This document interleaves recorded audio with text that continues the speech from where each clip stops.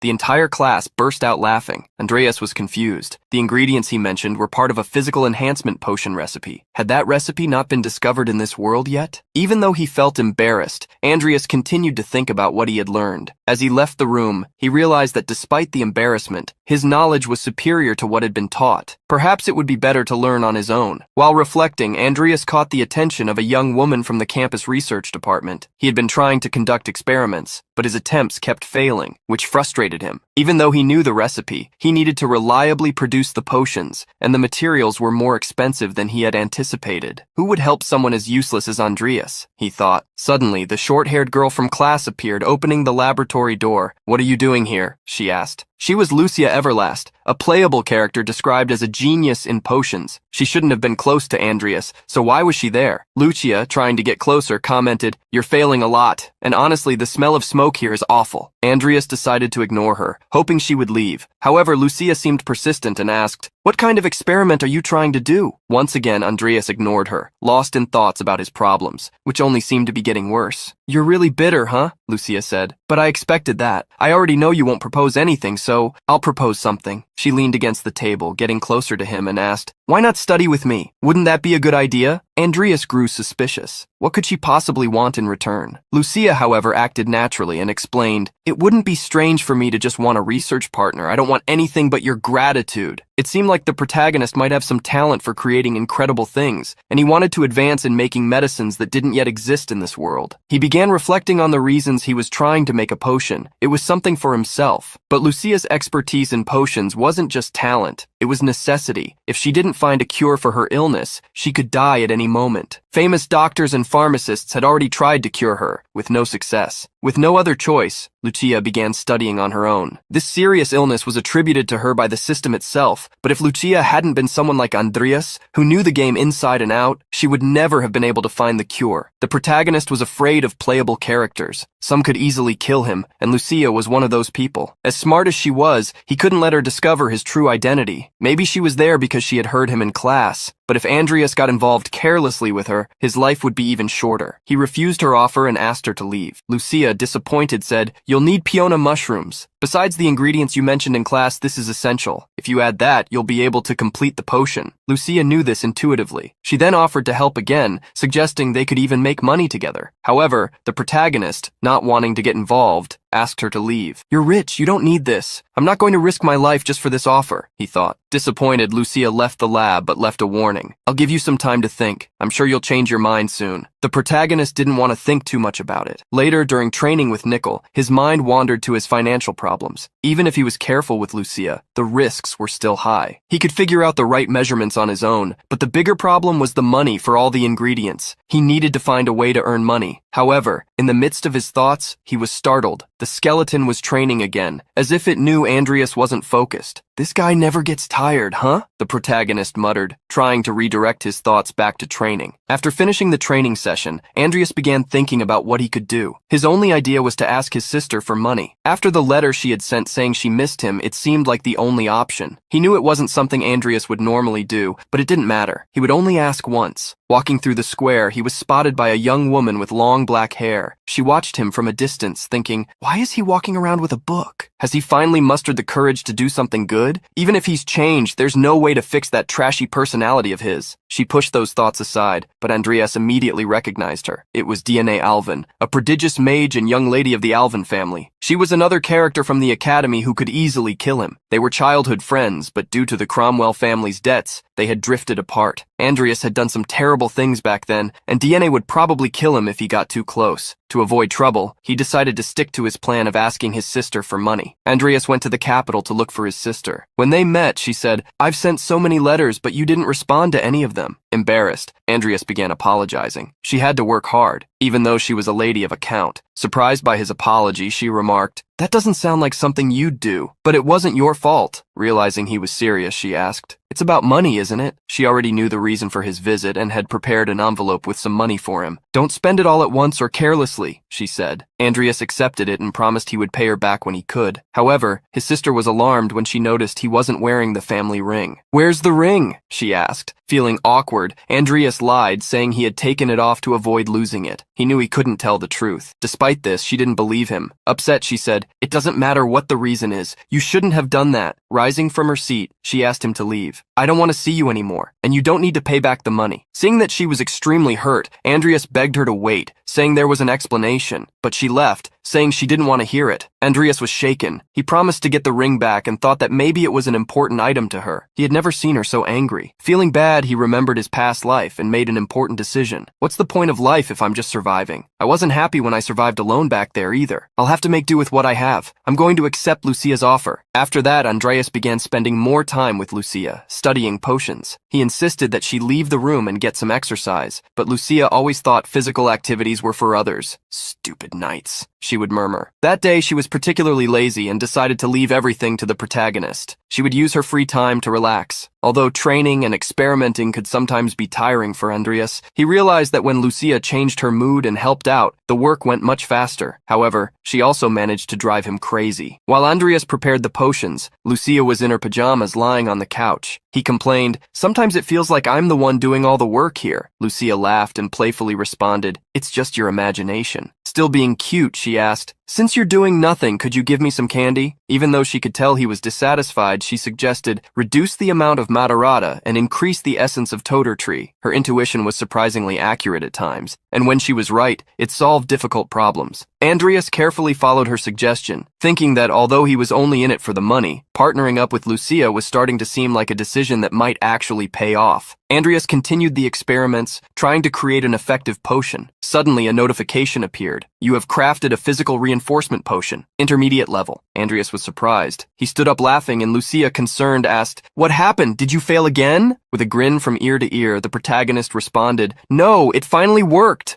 Another notification appeared, informing him that he had gained a new talent, Potion Maker. The talent had a 32% chance of evolving. While reflecting, he thought, this is similar to what happened with the little vampire. So does that mean I can evolve my own traits too? But 32% is much lower than the chance I had with her. Lucia was excited to see the result. Amazing! No side effects, it can even be used daily. But for now, we need to store it and send a request for examination to the potion committee. Andreas, with a mischievous smile, said, great, take care of that part for me since I did all the work myself. Lucia stood up happily, saying, no problem. The exams are tomorrow, and handling this will be easy. That was when Andreas realized that Lucia had been deliberately relaxing, leaving him to do everything on his own. On the train, heading to the exams, the protagonist was filled with thoughts. He was as worried about the exam as he was about the evolution of the little vampire, which was almost complete. He would need to check it as soon as she woke up. He also thought about the intermediate exams. Lucia would probably pass the first part with ease, but the last part in the magic tower would be a challenge. While reflecting, he realized that his old friend Diana was also on the train with a classmate. The two were talking about the exams. Diana seemed calm. I'm not worried about these things, she said, but her friend whispered,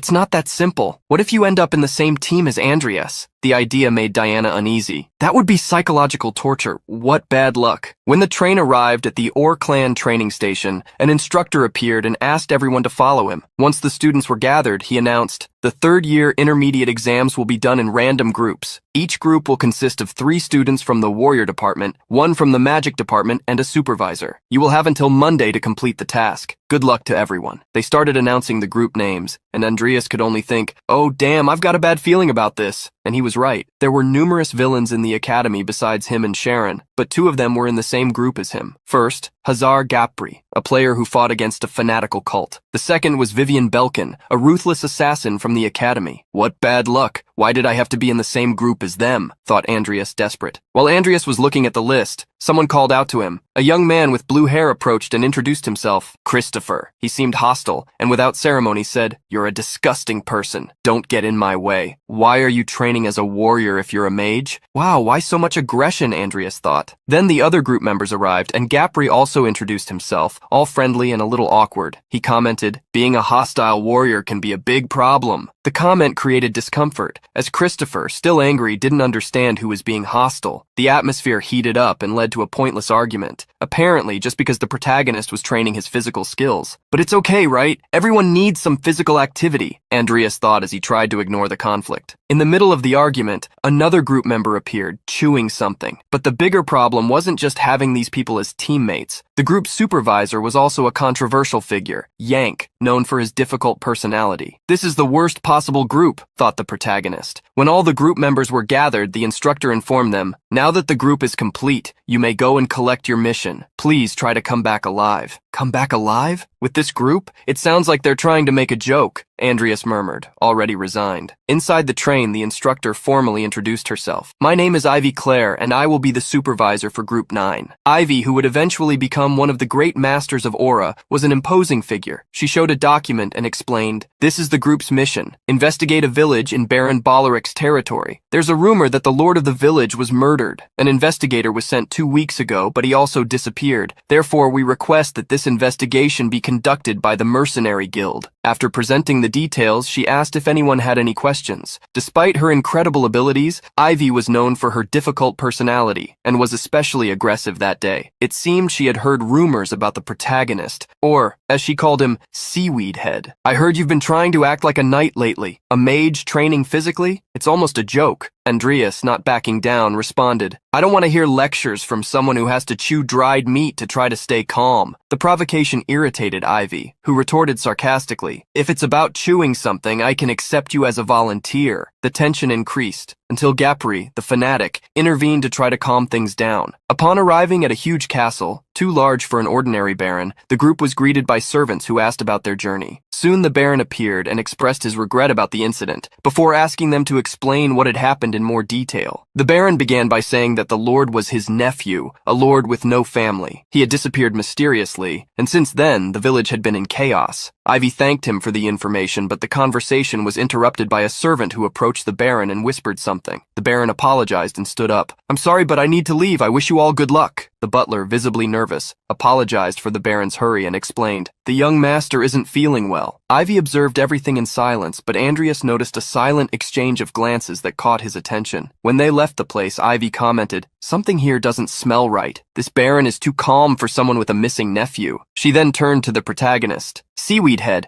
that's why I insisted we leave immediately," Andreas agreed. "Yes, they seem suspicious, especially the part about the investigators who just disappeared. And why send only one, even after months? Plus, the butler's behavior was strange. Something is being hidden." The group was offered the suggestion to stay the night at the castle and leave at dawn, but Ivy refused. "We appreciate the kindness, but our work comes first." With the tension in the air, they decided to leave immediately. They decided to head to the village right away. Once they boarded the carriage, they were certain that the story was much more complex than what was described in the mission. During the ride, Christopher asked, "Should we find a place to stay when we get to the city?" Before anyone could respond, Ivy interrupted, "The mission takes priority. Let's start by investigating the Lord's castle." The situation seemed increasingly suspicious, but the only way to uncover the truth was to investigate in person. At that moment, Andreas began to feel something strange with his mana. As they approached the village, the sensation intensified. What could be going on here, he thought. Suddenly, something caught everyone's attention. The coachman was losing control of the carriage. Inside, panic began to spread. Christopher stuck his head out to check what was happening and noticed that the coachman had a completely different expression. He was accelerating more and more as if possessed. "Man, this is not good," shouted Christopher. Ivy quickly analyzed the situation and yelled, "Brace for impact!" Everyone held on as best as they could while the carriage started to break apart. The horses lost control and slammed into the main gate of the city. As they exited the carriage, they were faced with a surreal scene. The villagers were dancing to the moon with red eyes, as if they were hypnotized. Christopher, confused, asked Andreas, "What's happening to them? You're the mage here, you should know." Andreas observed carefully and said, "This is more than just a mana anomaly. It's black magic. It's all over the city." They began forcibly holding the villagers to stop them from dancing, but noticed that their resistance was normal. They seemed to have been dancing for a long time, as their feet were completely worn out. Gapri, the fanatic, examined the feet of a child and asked, "Could this be related to the mission? The Lord disappeared a month ago. These villagers could have been dancing since then, but shouldn't they be dead from exhaustion?" This left the group intrigued. Maybe someone was ensuring that the villagers didn't die. It was clear that they had been dragged into a much bigger problem than what was described in the mission. Andreas, his mind racing, thought, if we had accepted the butler's suggestion and rested at the castle, the Baron would probably have covered everything up. But since we arrived here, everything has changed. The power I feel is on the same level as Sharon's, but it's being used on a large scale. It can't be an artifact. Andreas's astonishment caught the attention of his companions. "Hey, big head, what are you thinking? What's going on?" asked Christopher. Andreas, trying not to alarm the group, replied calmly, "We have few clues for now. We need to investigate the Lord's house." When they arrived at the mansion, the group found several bodies, still burning, scattered outside. Ivy didn't need to give orders. She broke down the mansion's door and everyone entered, alert. Along the way, more villagers' bodies were spread across the ground. Examining the scene, they realized that one of the bodies was a member of the investigation team sent earlier. They had been dead for a long time. Andreas assessed the situation and said, "We may not be able to solve this on our own." Ivy, intrigued, asked, "Why do you think that?" Andreas replied, "This is all black magic. The driving force behind black magic is human emotions. Here, the villagers' emotions were amplified, resulting in magical power. It's possible the Lord is dead, or that he caused all of this." Christopher, thinking it over, commented, "So those burning bodies outside could be part of some kind of black magic ritual?" Ivy, with her usual calmness, responded, "We'll only know if we capture those responsible. Let's search the mansion for more information." The group split up, searching for clues. However, all they found were more bodies scattered around. The body of the missing lord had still not been located. That's when Vivien suggested, "Maybe we should look outside. It seems like something is happening." The villagers were gathering around the building. They moved precisely, as if they were waiting for the group to enter so they could make their move. Ivy quickly gave an order. "Find an escape route, now!" Gabri went ahead, but as he tried to leave through the second floor, he saw the villagers crowding, already reaching that level. "The second floor is already taken!" he shouted as a villager grabbed him. Christopher, seeing the scene, ran toward his teammate and pushed him, saving him. He drew his sword and said, "I'll take care of this." But before he could react, something exploded, throwing everyone to the ground. The Proto was paralyzed with fear at the scene. The sight of his fallen comrades made him freeze, as if he had lived that moment before. He collapsed to the ground, his senses blurred. He couldn't hear anything, only saw everything in slow motion. Ivy, desperate, shouted, "Get up, Head of Algae, we need to get out of here!" But Andreas didn't respond. She then threw him on her back and shouted to Vivien, "Break the window! We'll go out through there!" Vivien, without thinking twice, smashed the window and the group jumped outside. As they ran, Andreas began to regain consciousness. However, a flashback from his past life surfaced at that exact moment. He looked at the villagers chasing them and on impulse cast a spell to try to stop them. Ivy scolded him, "Don't waste your mana. We need the Dark Mage. Focus!" She pressed him further. "If you're going to find him, it has to be now. He's using mana openly, so he should be easy to locate." Andreas took a deep breath and cast a mana detection spell. He felt a surge sweep through every corner of the village, scanning with precision, until he murmured, "I found you." The protagonist had located the Dark Mage using a mana detection spell and began guiding Ivy toward his location. "Good job, Seaweed Head," she said, taking the lead while the students struggled to keep up. The Dark Mage, noticing the movement, seemed curious. When Ivy reached the house, she kicked the door down without any subtlety. Could he be hiding here? She wondered. As she entered, she realized it was a trap. She became trapped inside while Andreas was left outside. Unbeknownst to her, a figure started to rise behind her. To her shock, it was her sister. Ivy froze in place. Outside, Andreas tried to act, but it was beyond his abilities. Then a dark voice echoed, startling him. How pitiful. Just like a moth drawn to the flame. Andreas looked up and saw the sky closing in with a sort of purple shield that enveloped the entire village. The voice spoke again. Don't rush. All of this was decreed by a god. Kneel in the name of Sloth. Andreas couldn't believe what he was hearing. Sloth? Why would he appear now? He wondered. The world of Contato was a universe within the game, known as the Great Sin, and it began with Sloth, representing laziness.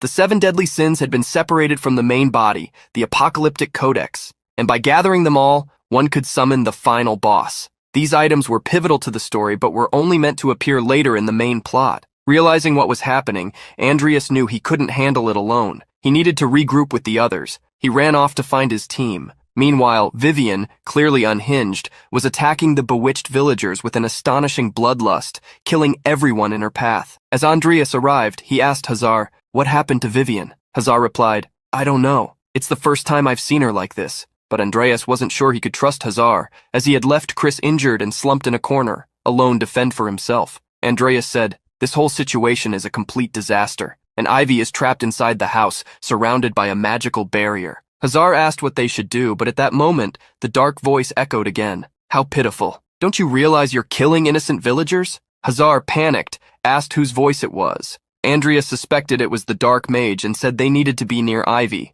Hazar took off running, saying she might be in danger. However, it was clear he was fleeing, which was better than outright betrayal. Meanwhile, Vivien continued her rampage, killing everything around her. The dark magic was consuming her mind, leaving her oblivious to her actions. One wrong move, and Andreas could become her next target. He watched the situation unfold, thinking she wouldn't be able to dodge a large-scale attack, but to his surprise, not only did Vivien evade it, she counterattacked with astonishing precision. Andreas was impressed and thought she would make an excellent body for a summoning. Suddenly a hooded man appeared on the roof of a village house. He spoke. "Your friend ran away. Now you're all alone." Andreas, showing no concern, responded calmly, "I wasn't expecting much from him anyway." Our protagonist remained eerily composed, while the dark mage observed him with curiosity. "You seem confident. Let's see if you can pass the test." The mage raised his hand, and Andreas began to float into the sky. He couldn't move as a dark aura enveloped him. Gradually, his body started to fall apart piece by piece, as if it were being disintegrated. Suddenly, Andreas found himself back as Makoto, a soldier in the special forces. Was it all just a delusion? He was on his final mission in the real world, his daily nightmare. Trying to gather his thoughts, he grabbed his weapon and ran toward an explosion. There, he found a wounded comrade, missing an arm, calling out to him and urging him to run. Andreas recognized his friend Sho and tried to help him but witnessed his death right before his eyes. Desperate, Andreas saw the scene distort again. Sho's hair was identical to his own, and without understanding, he screamed, "My father!" Face, so similar in both moments, raised a hand and said, "Take this, Andreas. As long as you have this ring, you will be recognized as the true lord of the Crowell House. Be happy with your sister." With tears in his eyes, our protagonist responded, "Don't worry, father." At that moment, Andreas realized, this isn't real. Wake up! With overwhelming strength, he broke through the dark fog that was imprisoning him. The dark mage, jaw dropped, couldn't believe it. How was he doing this? Waking from that nightmare, Andreas used all his strength to shatter the barrier that held him. The illusion cube crumbled and he broke free from the Curse of Sloth. Frustrated at having to relive those moments again, he opened his notification screen. Andreas Crowell. Synchronization rate achieved. Combat talent acquired. Still looking at the screen, Andreas commented with conviction. The Curse of Sloth is nothing more than a game designed to make you relive your traumas. It was easy to figure out that none of it was real. I guess the caster lacked skill, don't you think? Wow. Andreas relived 2 traumas at once and came back angrier than ever. The dark mage, offended by his words, launched a black blade at Andreas, but it was in vain. Andreas dodged with ease and with a sly grin retorted, "That's not going to work on me. I was part of the special forces. I've got combat experience." Furious, the mage roared, "Shut up!" and charged at Andreas with everything he had. Dodging the attacks, Andreas realized the mage might not be as strong as he seemed. Confident in this, he decided he could defeat him using necromancy. Scanning the area to ensure no one was around, Andreas, seeing it was safe, stopped running and faced his enemy head-on. The mage, confused, began to wonder, what the hell is this brat doing? Andreas activated his power, revealing himself to be a necromancer. The dark mage hesitated as he saw the villagers' bodies rising and transforming into skeletons. Surprised, the mage asked, "Does the congregation know you wield this power? Few possess such a skill." It became clear there was some group devoted to dark magic, and Andreas, noticing this, took advantage of the information. With confidence, he replied, "I'm on a mission to reclaim the power of sloth in the name of the congregation." The mage, wary and unyielding, didn't give in easily. He activated an ability that unleashed a devastating attack on Andreas's skeletons. As the skeletons charged at him, the mage roared disdainfully, "This magic doesn't even come close to the power of sloth!" With a powerful blow, he sent the skeletons flying, forcing Andreas to conjure a shield to protect himself. Not giving the protagonist a moment to react, the mage summoned a black spear, sneering, "These skeletons are nothing but snacks for me." As the spear hurled toward Andreas, he summoned Nickel. The skeletal soldier appeared and without hesitation shattered the spear into countless pieces. Stunned, the mage demanded, "How can a mere skeleton break my spear?" Furious, he drew a glowing deck of cards, leaving Andreas surprised. "That's the Codex of Prophecy deck," the protagonist thought. Activating the power of the deck, the mage summoned numerous hands from the ground, clearly relying on the power of the collected cards. He shouted, "You'll pay with your life for interfering with my plans." While Nickel fought against the summoned hands, dodging and counterattacking as best he could, Andreas noticed the attacks becoming faster. He deduced that the mage was losing control of the power, indicating he didn't fully command the codex. Andreas thought, "I just need to find a blind spot." Calling Nickel, he quickly explained his plan. Moments later, a massive explosion destroyed the ground. The dark mage remained unscathed, and with wide eyes and dark claws, he glared at Andreas with hatred, though his voice trembled. You're still alive? This brat! He's so damn persistent." Andreas stood among the rubble, cursing the dark mage. "You bastard! I just captured him and you destroyed him." He was referring to Nickel, who had vanished amid the debris.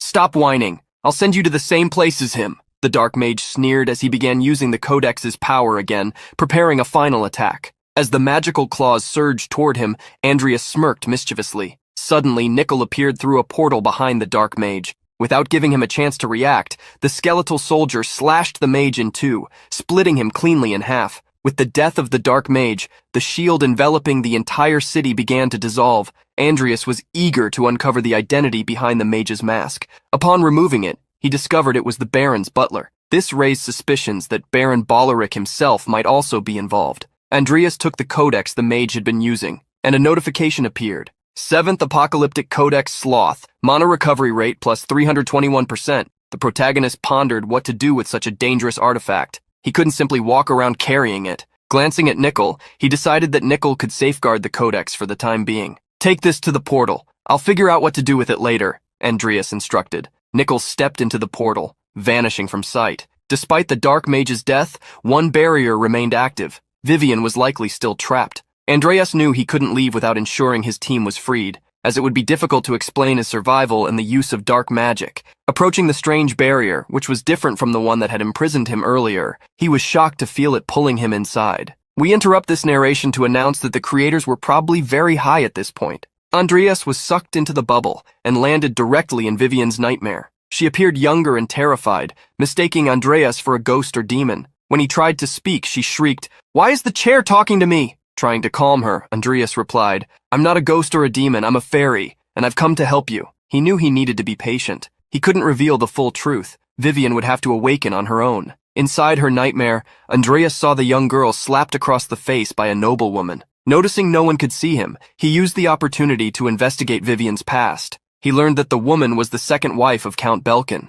The Belkin family was renowned for their swordsmanship technique, and the Count desperately wanted a male heir to carry on the legacy. However, his wife gave birth to a girl, Vivien, sparking a tragedy. Vivien's mother abandoned her, believing she should never have had a daughter. With no one to protect her, Vivien was left to endure loneliness and abuse. A seed of madness was planted in her mind, growing over time. By the age of 5, she had killed all her tutors single-handedly. Andreas, trying to calm her down, said, "I can't erase your past, but I can help you overcome it." Vivien, moved, began to cry. "I've never had anyone who wanted to help me before." The protagonist, unsure of how to deal with children, tried to convince her that she had a special talent. "You're a prodigy in swordsmanship. Trust me, I know many things." Vivien was doubtful. "How can I be good at something if I've never even touched a sword?" Andreas insisted she trust him. A month passed, and Andreas stayed by Vivien's side through both her struggles and training. She improved daily, proving herself to be a true prodigy. One day, Vivien was looking for Andreas in the garden, the place where he always trained her. Calling out for him,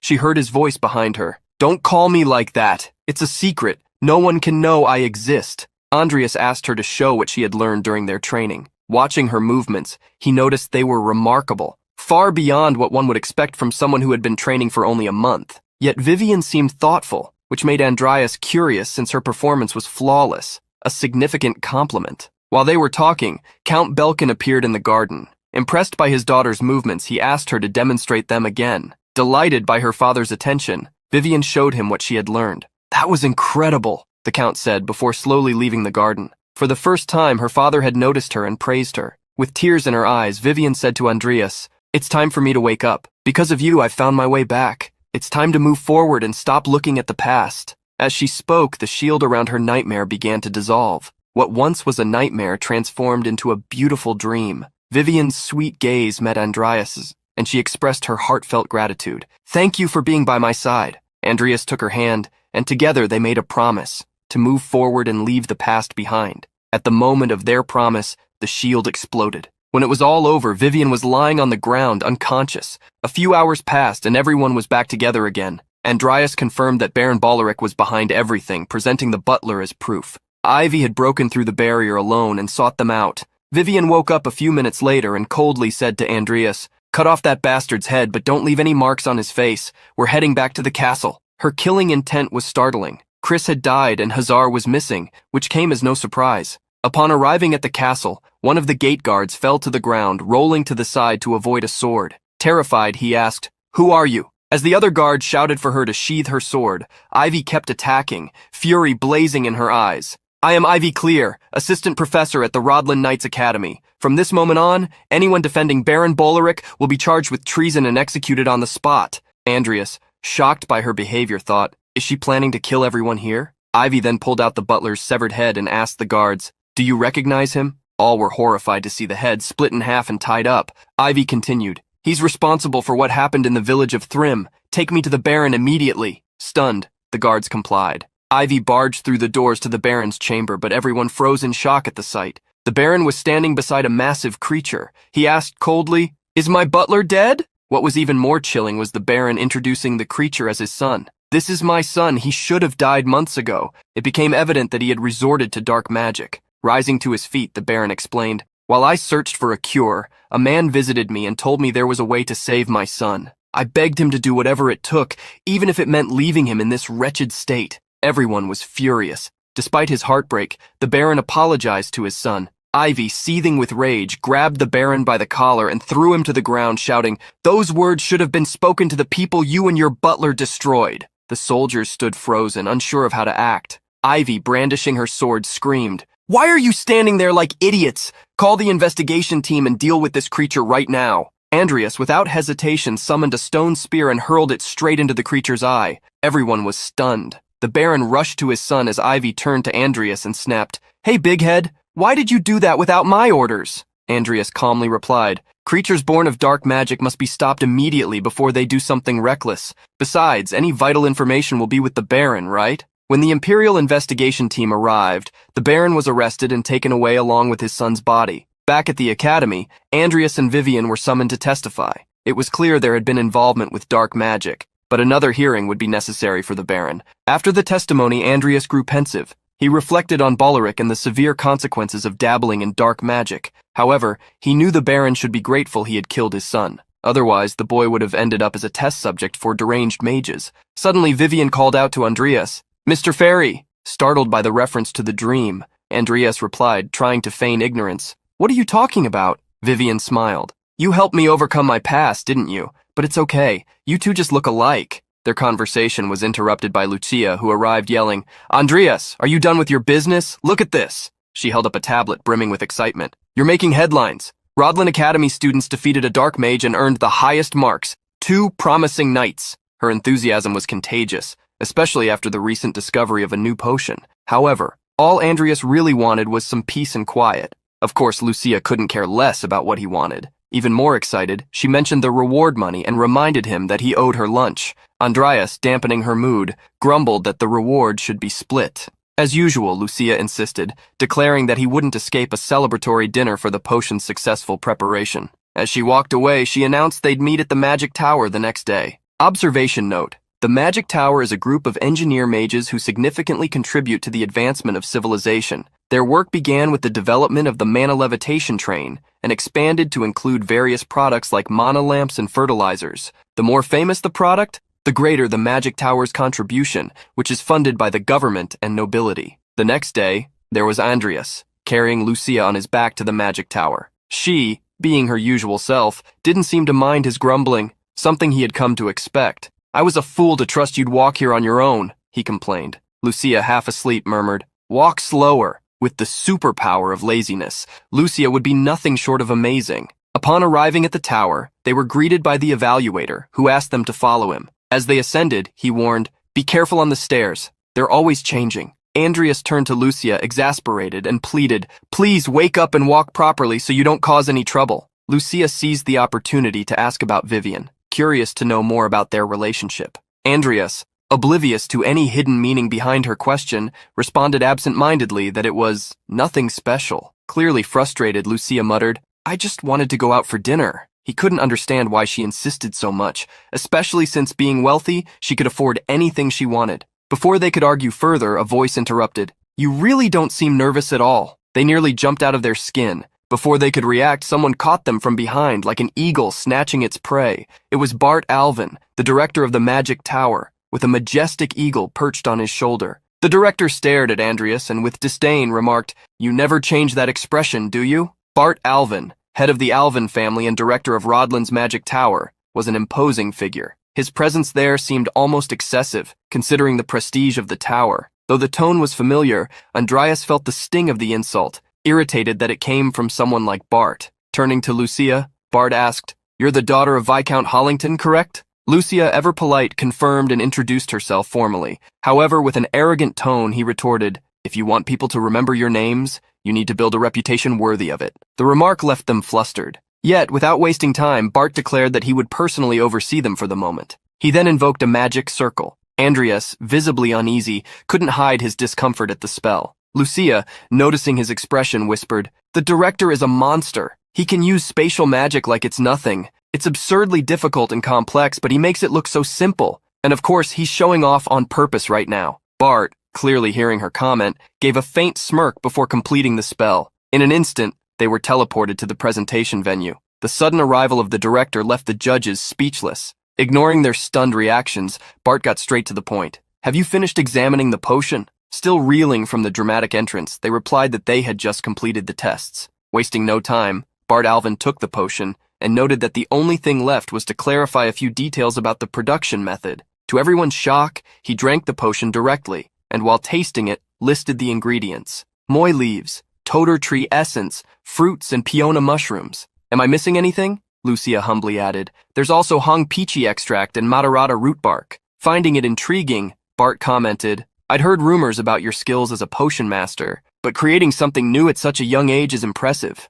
Then turned to the examiners and confirmed there were no issues with the potion. However, he suddenly asked, "But what's the Cromwell boy doing here?" The jab irritated Andreas, who knew he couldn't simply walk away. Bart continued, his tone dripping with sarcasm. "According to the report, it was a joint creation. I bet you just got swept up in her excitement." Andreas couldn't even defend himself, but Lucia, sensing the situation, interjected, "Actually, most of the work was done by him. I wouldn't have gotten even halfway without his help." Director Alvin, clearly dissatisfied, snapped his fingers, teleporting them both to a potion laboratory. He pointed at Andreas and ordered, "If that's the case, prove it. Prepare the potion in front of me. The ingredients are in the storage." Nervous, Andreas felt the pressure of the people around him, who watched the scene with interest and tension. He knew that if he made a mistake in the measurements or let something slip, everything would be lost. Still, he took a deep breath and began preparing the mixture. 5 minutes later, Bart Alvin held the freshly prepared potion in his hands. He drank it once more,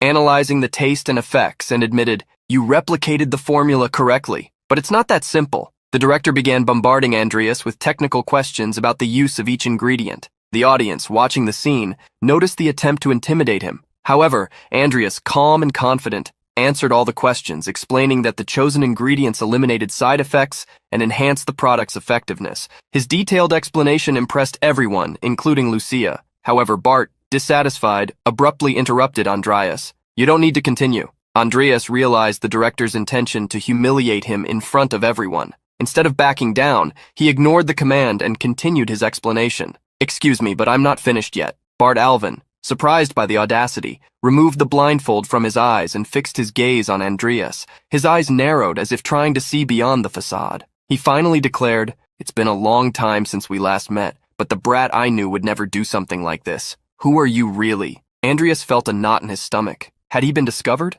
Swallowing hard, he responded firmly, "Director Alvin, are you joking with me? I'm Andreas Cromwell, the same Andreas you treated like garbage just to satisfy your ego." The direct response left Bart taken aback, but he quickly regained his composure. With a smile that mixed curiosity and challenge, he said, "It seems you've become an interesting young man." Maintaining his posture, he made a proposal. "If you make another discovery and present it here, I'll clear all the debts of the Cromwell family. Additionally, I'll grant you one wish. However, if you fail, you'll have to leave the Rodlin Academy forever." The impact of the proposal left Andreas speechless. It was a unique opportunity to save his family, but the risk was enormous. After all, failing would mean losing everything. Face to face with the director, Andreas said, "The conditions are quite difficult, but as the heir of the Cromwell family, I cannot refuse such an offer." The protagonist was not joking, and the director was surprised by his determination. "You really remind me a lot of your father," Bard Alvin commented, seeming lost in thought. He recalled moments he had shared with Andreas's father, perhaps as good friends,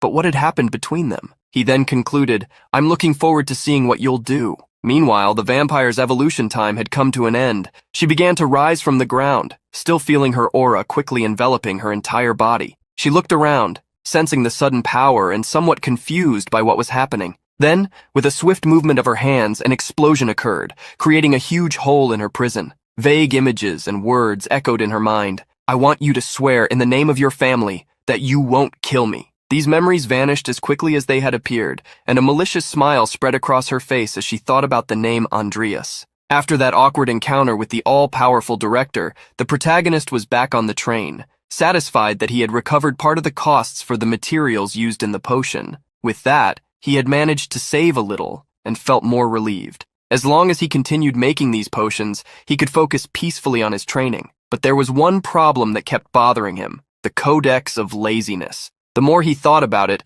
the more he realized he still hadn't figured out how to benefit from it. Maybe it would be better to trade it for something he actually needed at the moment. During his reflections, he remembered Sharon and wondered if the professor might know something about how to use the artifact. As soon as he got off the train and returned to the academy, Andreas started feeling like he was being watched. He thought it might just be his imagination and decided to ignore it. Little did he know, the vampire Angela was hiding nearby, watching him in silence. What was she planning? Arriving at Sharon's lab, the sarcastic professor greeted him with a cynical smile. "What an honor to have the most talked-about man in the academy visit." Andreas, not paying much attention to the provocation, handed over a box containing a little of the potion he had created. Sharon took the vial with curiosity and asked, "So this is the famous potion everyone's talking about?" Andreas confirmed and explained that he had come to show the potion right after the final exam. Sharon, with a dramatic air, stood up from his chair and said, "You kept this research from me? And now you show up here acting like the exemplary disciple." He walked over to a bookshelf and opened a secret compartment.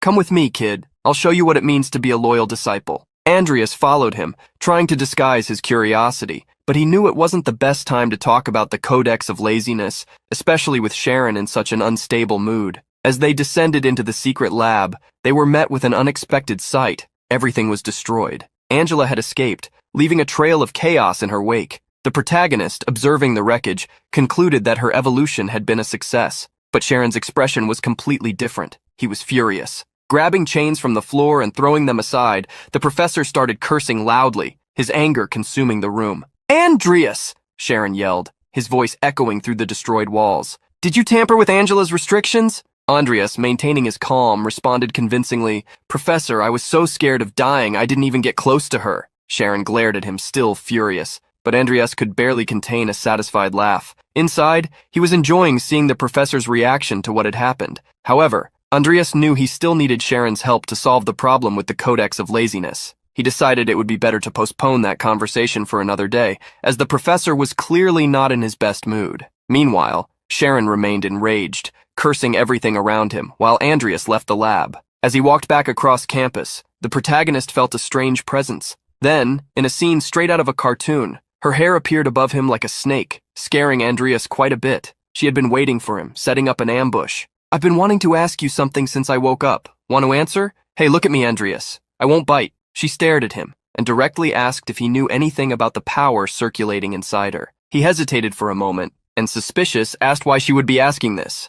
Remember, I kept my word and freed you. You should know the price of breaking an oath made in the name of your family. She knew very well, but couldn't help questioning him. Angela explained that she hadn't been able to free herself from the restraints by her own means, no matter how hard she tried, so she had to follow another path. Getting even closer, she asked, "Do you know what method I had to use?" As she moved closer, Angela caught a very strong scent. Intrigued, she thought, why is this guy exuding this smell? It's like the great sin of... Before she could finish concluding her thoughts, her eyes suddenly gleamed as if she had finally understood something. This is really interesting. The protagonist, confused, asked, "What are you talking about?" Suddenly, Angela gently held Andreas's face, drawing even closer. However, unexpectedly, she grabbed his neck and slammed him against a tree. "There are many things I want to ask you, but since this place is too visible, I'll let it slide for now." With extraordinary strength, she continued holding Andreas and said, "We'll meet again soon. For now, I'll make good use of this power. Since you helped me, I couldn't let you go without thanking you." Her voice took on a seductive and threatening tone at the same time.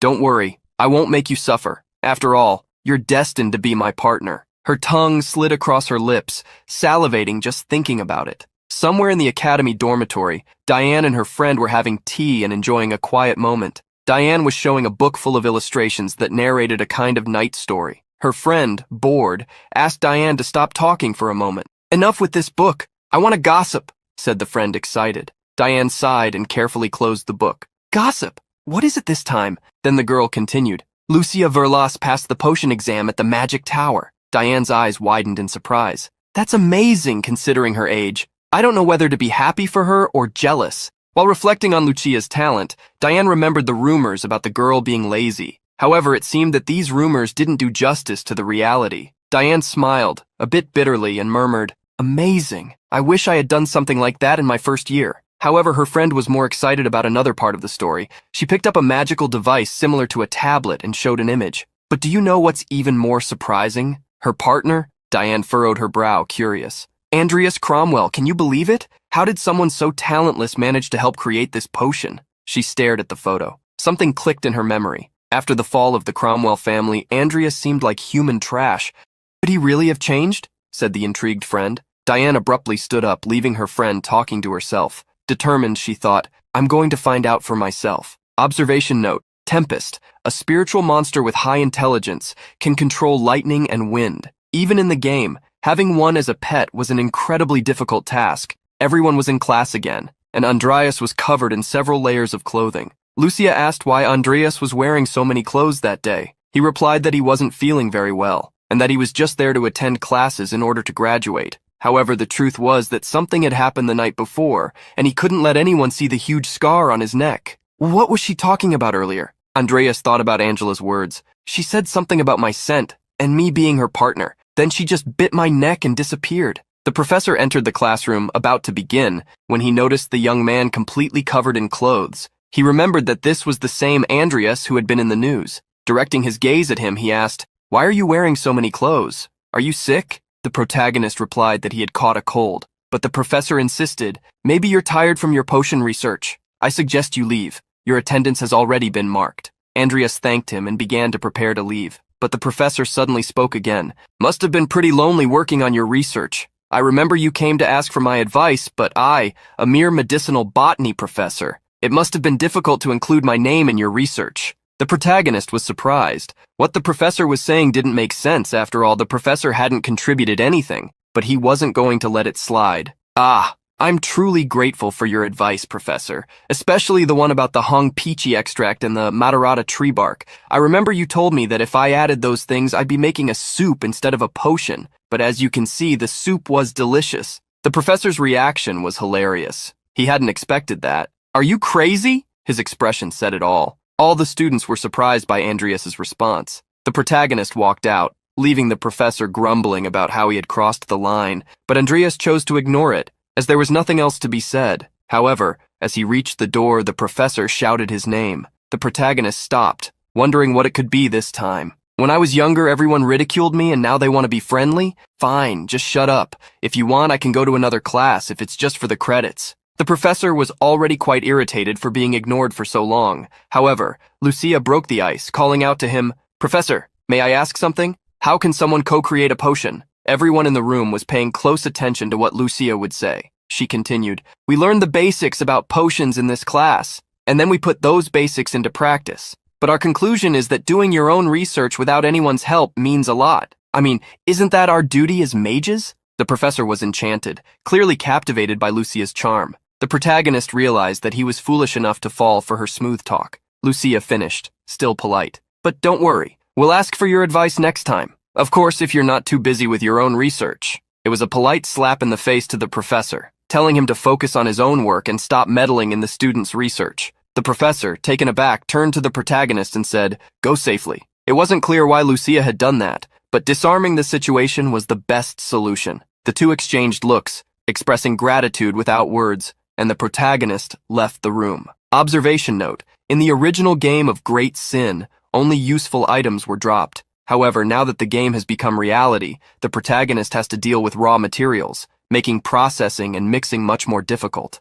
Somewhere in the city, there was a strong man with reddish hair. He was Officer Wu Angguo, Aura Master, and Duke Sinclair Cloche. While reviewing a report on potential candidates, he remarked, "So, the daughter of the Everlast Company has created a new type of potion and is putting it on the market." His secretary appeared, confirming the information and explaining that the potion had been named Everlast. The officer then requested a sample. Holding the small vial, he commented, "If someone like her has already created something like this as a first-year student, surely many people will want to recruit her when she graduates." As he drank the potion, the secretary asked if she should contact the girl immediately. He confirmed, "Yes, reach out. Also, check if there are other parties interested in her." After consuming the potion, he felt stronger and remarked, "Truly impressive. It's several times more efficient than what's currently available on the market, and the best part, no side effects. This potion could revolutionize the market." His secretary then added that the potion had been co-created. Upon hearing this, he immediately recognized the name of the other creator, the son of Cain Cronwell. Intrigued, he asked, "Did he always have a talent for potions?" The secretary couldn't answer, but mentioned a rumor suggesting the boy might have taken advantage of the student. However, since neither family had any special relationship, there was no apparent basis for such speculation. The officer then requested an investigation. If he truly awakened such a talent, he should be added to the recruitment list. Elsewhere in the city, a mysterious figure held a glass of wine. He asked his servant, "How is the year-end award ceremony proceeding?" The servant confirmed that everything was going as planned and that the Cronwell family would be demoted. The name Cronwell had been on many people's lips lately. While savoring his wine, the figure commented, "Andreas Cronwell, I look forward to seeing if you're different from your father." Meanwhile, our protagonist was training tirelessly, performing 1,000 repetitions until collapsing to the ground. He picked up a vial of a potion he had created and murmured, "Without this, it would be nearly impossible to complete these training sessions." The regeneration potion increased muscle recovery rates, while the healing potion took care of wounds. By adding the physical enhancement potion, he had essentially created an infinite training system. He remembered that when creating this potion, he had the option to evolve it. It was a gamble, he thought. At first he was tense, but the evolution turned out to be the right choice. The results were so incredible that he even felt foolish for having worried. Since then, he had been able to create potions much more efficiently. The success rate and production speed had increased significantly. With conviction, he thought, "If I keep this up and give it my all, I'll grow tremendously." Still sitting on the floor, he reflected that with a strong body and a few items, he wouldn't need to worry about his combat strength. He remembered that Sharon was away on a business trip and because of that, couldn't buy the deck of Sloth from him. Sharon seemed so upset that she didn't even notify the protagonist about her departure, which left him deep in thought. What can I do? I don't have any connections besides Sharon, and I still have botany class in the morning. I'd better sleep, he murmured. The next day in the classroom, there was only a note that read, "Due to the reasons previously mentioned, today's class will be held outdoors, as communicated via your tablets." Seriously? Thought the protagonist. He hadn't expected this. He began mentally cursing the professor, wondering if he knew the protagonist didn't own a tablet and was using this against him. Wasting no time, he ran out of the classroom, worried about what the professor might be doing with the other students. When he arrived at the academy's garden, he was met with some sort of improvised lab. Everyone was frantic and desperate, as if it were some kind of test or exam. Then the professor's voice rang out, "You're late." Seems like you were so busy with your research that you missed the notice. Wow, dude, the protagonist thought, trying to hold back. How much more immature can this professor get? As always, Lucia arrived right on time. She pulled him by his clothes, saying, "I'll explain it to you anyway." She showed him on her tablet what needed to be done and commented, "Now that you have money, you should buy a tablet." The professor had created an awakening potion and had the brilliant idea of turning it into an exam to analyze it. The protagonist began preparing his potions, but was interrupted by the professor. "For someone of your caliber, figuring out the ingredients and proportions of this potion should be a piece of cake, right?" In the protagonist's mind, a million insults and expletives came to mind, but he held them back. The professor continued with a sarcastic expression. "Today, I'm finally going to expose who you really are." Inside, the protagonist felt like he was about to explode, but he kept his composure. The professor, on the other hand, thought the protagonist had taken advantage of Miss Everlast, a rising star in the world of potions, and was nothing more than a mediocre student. It was clear the professor harbored some inexplicable grudge. After 4 hours, Professor Valba analyzed the results of the awakening potion composition. Lucia and Andreas achieved 100% accuracy in their analysis in under 2 hours, becoming the top performers in the class. This was anything but pleasant for the professor. Moreover, there was no evidence of cheating during the exam, proving that Andreas genuinely had a talent for potions. Some students were surprised. Others were disappointed. They couldn't believe someone like Andreas had outperformed them. Lucia joked, "Mr. Seaweed, you did a great job."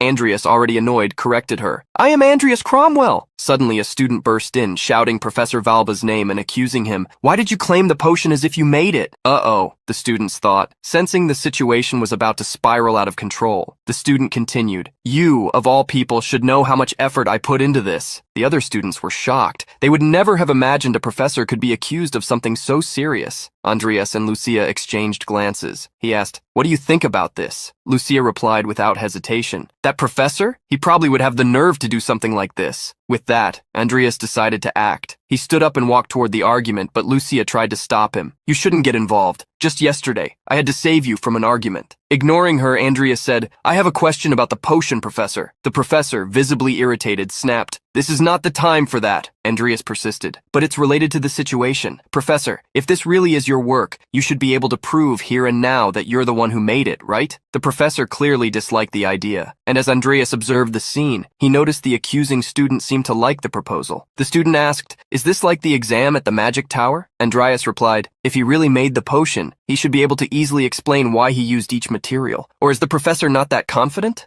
Adjusting his glasses indignantly, the professor retorted, "This is insolence! I am a prestigious academy professor!" But Andreas wasn't about to let it go. With a challenging tone, he said, "Then answer this. Why did you replace Priver resin with Cydomina petals?" The professor's nervous expression betrayed his discomfort. Internally, he cursed himself for being careless on the day of the presentation and failing to double-check that detail. The student, noticing the hesitation, pressed further. "Why is it taking you so long to answer, Professor?" As the professor scrambled for an explanation, an eagle observed the scene from a distance, as if keeping watch over someone. The questions kept coming, leaving the professor increasingly stressed, especially since only the Magic Tower was capable of conducting such precise potion tests. Yet the students didn't seem to care. Andreas posed his final question. "Why did you use Julie beetles, which are more expensive, instead of papina powder?" The students were stunned as they watched the professor remain silent in the face of Andreas's relentless questioning. Had he really stolen a student's research? At last, the professor, furious, responded, "Papina powder has hallucinogenic effects, which is why I use the beetles, even though they're more expensive." However, the tension in the room escalated when the student fired back. "That's not the real reason for avoiding papina powder. The real reason is that when heated for a long time during potion preparation, the powder can cause stomach pain in the person who consumes it." Now the professor was visibly shaken. He tried to defend himself. "That's not true. It's because of the hallucinogenic effect." The student, however, didn't back down. "But even you mentioned there were side effects. You never said anything about hallucinations." At this point, the other students began pointing fingers at the professor, booing him. Someone shouted, "Imagine stooping so low as to steal a student's credit." Others started calling him a thief and a fraud. In response, the professor nearly screamed, "You two set this up against me. I'll report you both to the disciplinary board."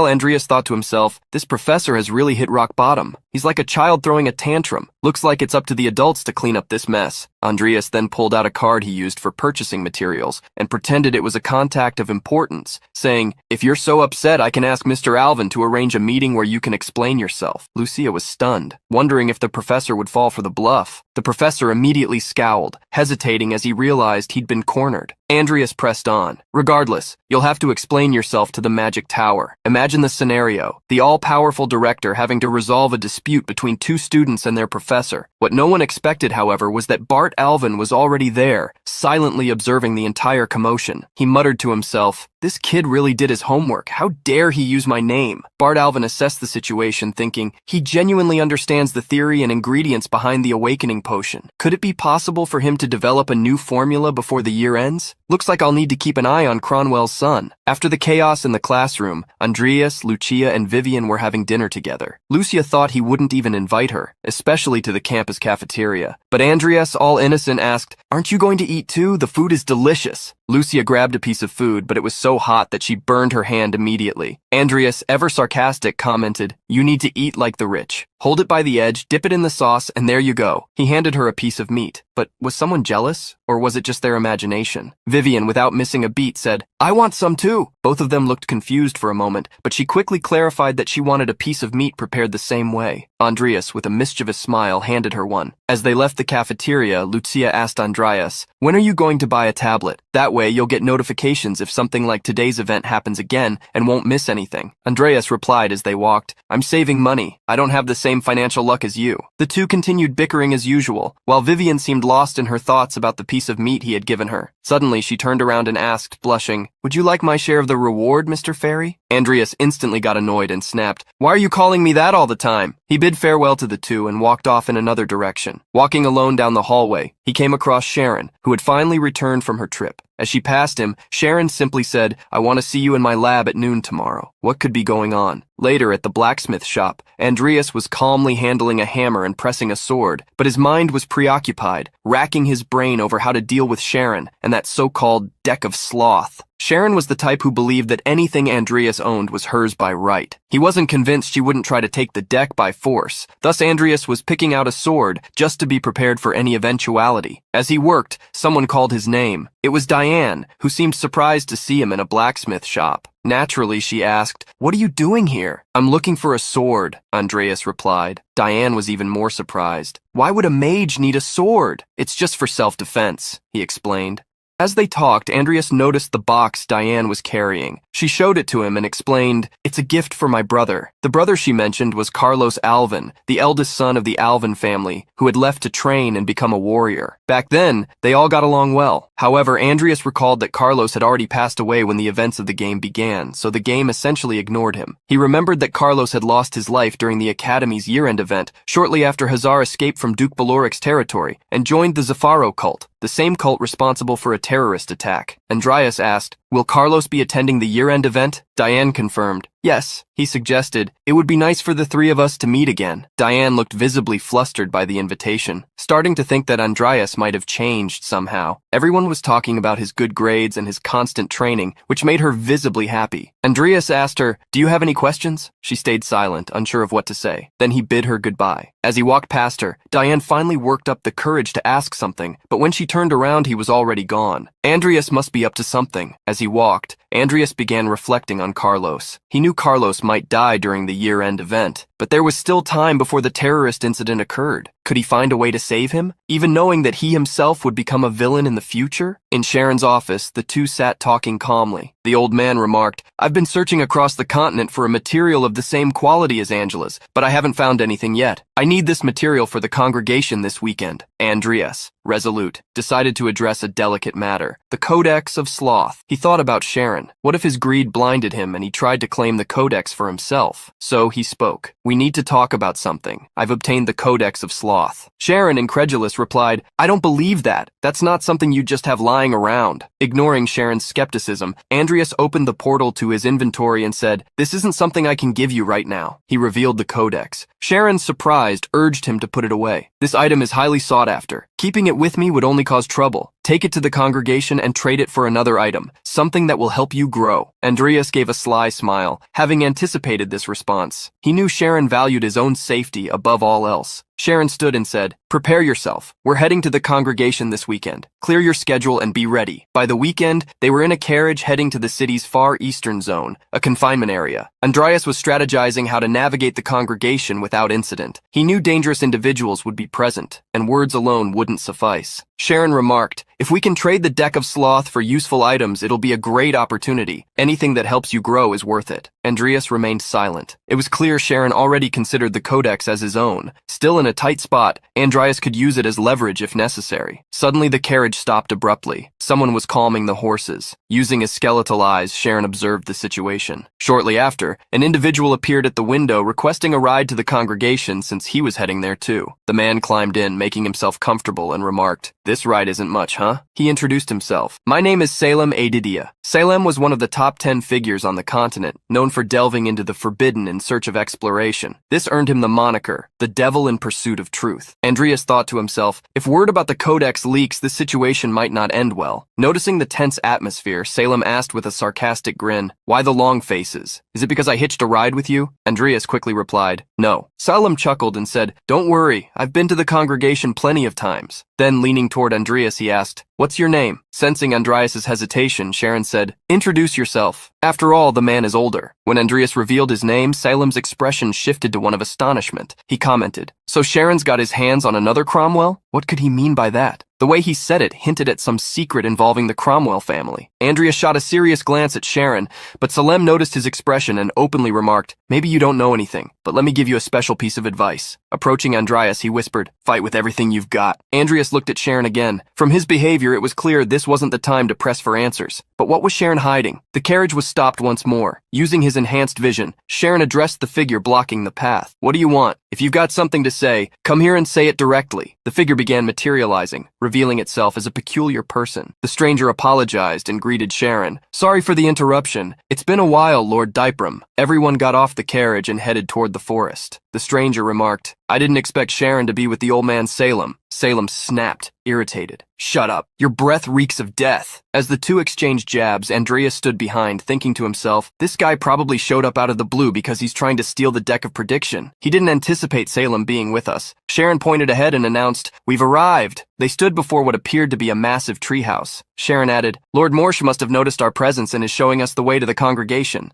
Salem looked thrilled. This was exactly what he had been hoping for. Suddenly, they all sensed the presence of dark magic. Salem commented, "Some greedy dark mages must be lurking around." Andreas immediately thought it foolish of anyone to try to steal the codex with Salem present. Raising his staff, Salem declared, "Let's see where these cowards are hiding." He struck the staff on the ground, releasing a wave of power. This exposed the aura of 7 mages concealed in the area. Smiling maniacally, he said, "The game of hide and seek is over." The hidden mages were shocked, but real fear set in when Salem began channeling his power from above. A greenish aura radiated from his staff. Without giving them a chance to react, Salem unleashed an enormous explosion of magic, wiping out all the dark mages in the vicinity. Inside the congregation, a round table was already set, with 3 individuals gathered. The doors opened for Salem and his group. Upon entering, Salem remarked, "It's been a very, very long time since we last met." The hooded man, known as Morshe, greeted Salem coldly. "Surprising to see you here as well." Salem, pleased with himself, replied, "No need to be so cold. Thanks to me, the codex is safe and sound." He then instructed Andreas, "Open the bag." Reluctantly, Andreas turned the bag over. To everyone's shock, several severed mage heads tumbled out. The attendees were stunned, unable to process what was happening. Morshe commented, "This is an emergency meeting. There was no need for unnecessary slaughter." He explained that the dark mages were intermediate level, but still problematic to handle. Salem, on the other hand, had eliminated them effortlessly by unleashing his magic. Laughing, he declared, "Without me here, you wouldn't even have the chance to see the codex." The hooded man cut him off. "Enough. Let's wrap up this matter and present the codex already." Andreas began opening the inventory portal as Salem watched thoughtfully. He reflected on how truly fascinating Andreas was. The young man hadn't flinched during the massacre Salem had carried out moments earlier, nor had he hesitated to obey the request to sever the heads of all their enemies. But above all, what intrigued Salem the most was the dual core he had seen when revealing the aura of everyone present. It was identical to his own. As Andreas activated the portal, Salem leaned toward him and blew lightly, diverting the boy's attention. Andreas, confused, asked, "What are you doing?" Salem, with a peculiar smile, replied, "I like you." Is Salem gay? Andreas wondered. In the game, that scene always left players baffled. The woman seated at the round table, however, grew annoyed at the gesture and demanded, "Stop fooling around, Salem." Still playful, Salem said to Andreas, "I will certainly help you one day, but only once. Consider it a favor since I have a certain fondness for the Cronwell family." Andreas was taken aback by the promise. Salem was known for never breaking his word. In the game, he always kept his promises, no matter the situation. If Andreas could count on Salem's help, it could change the course of his plans. Andreas then revealed the Codex of Sloth, leaving everyone present stunned. The hooded man commented, "It's truly the genuine Codex of Sloth." The tension in the room escalated. Sharon was confused about how Andreas had managed to perform the invocation, while Salem seemed intrigued that Andreas had entrusted the Codex to one of his skeleton soldiers. Andreas glanced at Nickel, his summoned creature, and began to think he needed to remain calm. He knew he couldn't take any risks with such powerful figures around him. Thus he commanded, "Nickel, return at once." Nickel vanished, and Andreas drew his weapon, leaving everyone bewildered. He then pointed the weapon at himself and declared, "I'm the one who found the Codex of Sloth, so I want my efforts to be recognized." The woman beside the hooded man used magic, causing roots to rise from the ground to try and restrain him. However, she was forced to stop when Andreas warned, "The Codex is in my storage along with my summoned creature. If I die, you'll never get your hands on it." The room fell silent. The hooded man looked on in disbelief. Andreas, with a determined look, shouted, "Salem, didn't you say you'd help me only once? Now's the time. Hurry up. I don't have much time." Salem stared at him incredulously. "You're acting this way just because I said that? What if I had been lying? What would you do then?" Andreas replied firmly, "I'll do whatever it takes, even if it means dying to survive in this insane world. I'm willing to go mad too." Surprised, Salem smiled. "You really are an impressive young man. Earlier I told you to fight, but I didn't expect you to go this far." At that very moment, Salem unleashed his magical power, summoning the sinister spear, Serpent of Evil. With an undeniable thirst for blood, he declared, "If you insist, then I suppose I have no choice but to kill everyone from now on. Anyone who tries to lay a hand on the Cromwell will be killed." The blonde woman at the table, who seemed to be enjoying herself, cheerfully commented, "Don't worry, I won't touch the boy." Salem, still serious, added, "If anyone dares to question this later, I'll be more than happy to find and kill whoever it is." The hooded man, incredulous, asked, "Are you really going to fight all of us here over a boy?" Salem casually responded, "You know how I am. I wouldn't lie about something like that." The woman sighed, disbelieving, and commented, "Is this just another one of your jokes, Salem?" But Salem stiffened and said firmly, "I don't need to repeat what I just said." Everyone stared in disbelief, unable to believe Salem was taking Andreas's side. The blonde woman seemed to delight in the situation, laughing quietly. The man who seemed to be leading the negotiations simply sighed deeply and said, "All of this could have been avoided if Sharon's disciple just said what he really wants." Finally, Andreas had everyone's attention. He thanked them with a slight bow and asked, "What can I get in exchange for the Codex of Sloth?" The leader laughed, finding it ridiculous. To him, Andreas was just a rookie who had no idea what he really wanted. However, he handed Andreas a list. "Choose carefully 5 things from the list." Andreas read through carefully and was surprised by the options. Among them, there was the possibility of obtaining corpses. The congregation seemed to have valuable remains, and he noticed names of high-class materials like the former Fairy Queen, Melen, and the Tiger King, Timur. He knew these bodies would be extremely useful, but as he examined the options, he noticed the leader's companions becoming uneasy. One of them whispered, "These bodies have already been sold to Morn. If we give them to the boy, Morn might get furious." Morn was no ordinary person. He was the leader of necromancy, and no one wanted to be at odds with him.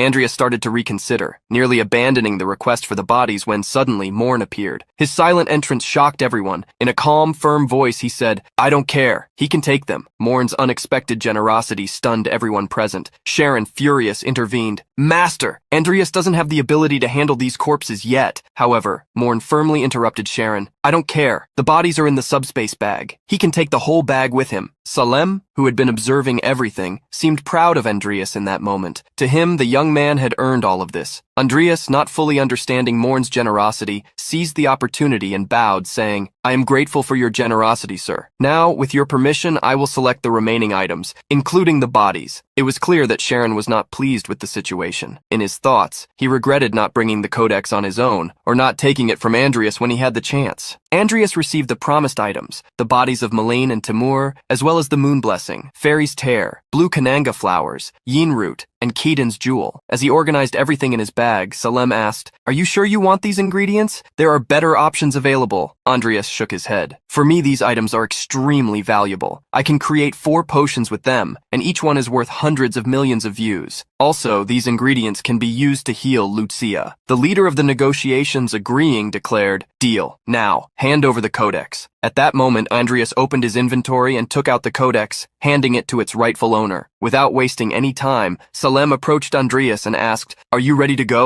Without waiting for a response, Salem pulled Andreas, immediately taking him out of the location. The others shouted, ordering everyone to follow them. Andreas was surprised and asked, "Were they planning to get rid of me as soon as I handed over the codex? Is that why they were so generous?" Salem, smiling mischievously, replied, "I made a promise to you, didn't I? You're under my protection. I can take you to a safe place. Where do you want to go?" Andreas thought for a moment and then answered, "I want to go back to the academy or to the nearest train station." Salem was surprised. "To the academy? You know Bart will find out you're becoming a black mage, right? If he knew, you'd already be dead." Andreas swallowed nervously, but stuck to his choice. Salem, looking at Andreas, commented, "You really are an interesting one, but you'll understand that when the time is right." Andreas didn't fully understand what he meant, but Salem just ended the conversation saying, "Keep fighting as long as you can survive. That way you'll be ready to discover who you really are." Back at the dormitory, Andreas began organizing the bodies. They were indeed large, but fortunately the subspace bag was incredibly useful. To move the corpses, he had to summon Nickel to assist him. However, he decided that he would first raise his necromancy levels before turning them into high-level summons, so he put the bodies back into his inventory, waiting for the right moment to use them. Among the items he received, Andreas found a book. It was a dark magic tome from Morn. Could this be a gift from him, he thought? The tome contained knowledge he would never have access to in Sharon's library. While studying it, Andreas realized he could transform the corpses he had obtained into incredibly powerful summons. As he was reflecting on what to do, Andreas received a notification. His skeleton soldier, Nickel, had a 100% chance of legendary evolution. He decided it was time to evolve him. He confirmed the evolution, noticing that Nickel didn't seem to be suffering, unlike the vampire he had evolved earlier. Suddenly, both of them were startled. Someone was knocking on the door. It was Lucia. "Andreas, do you have a moment?" she asked. Andreas panicked. He ran out before she could discover anything that might harm him. Meanwhile, Salem was sitting in a room, having tea with an old man. Salem called him Grandpa Morn and asked, "Can I ask you something? The real reason you gave information about the codex was because you needed someone to protect young Andreas?" The old man remained silent, but Salem began to laugh. Then he commented, "You took care of Cain and now you're taking care of his son too?" Patiently, the old man responded, "Salem, do you know the origin of necromancy?" Without waiting for an answer, he continued, "Necromancy is essentially the pursuit of immortality. More precisely, it is the pursuit of immortality for those you love. It was born from the obsession to keep your loved ones by your side forever." Salem interrupted with an ironic smile. "Old man stories, but that makes me think, maybe you have more ties to the Cronwell family than just Cain, don't you?"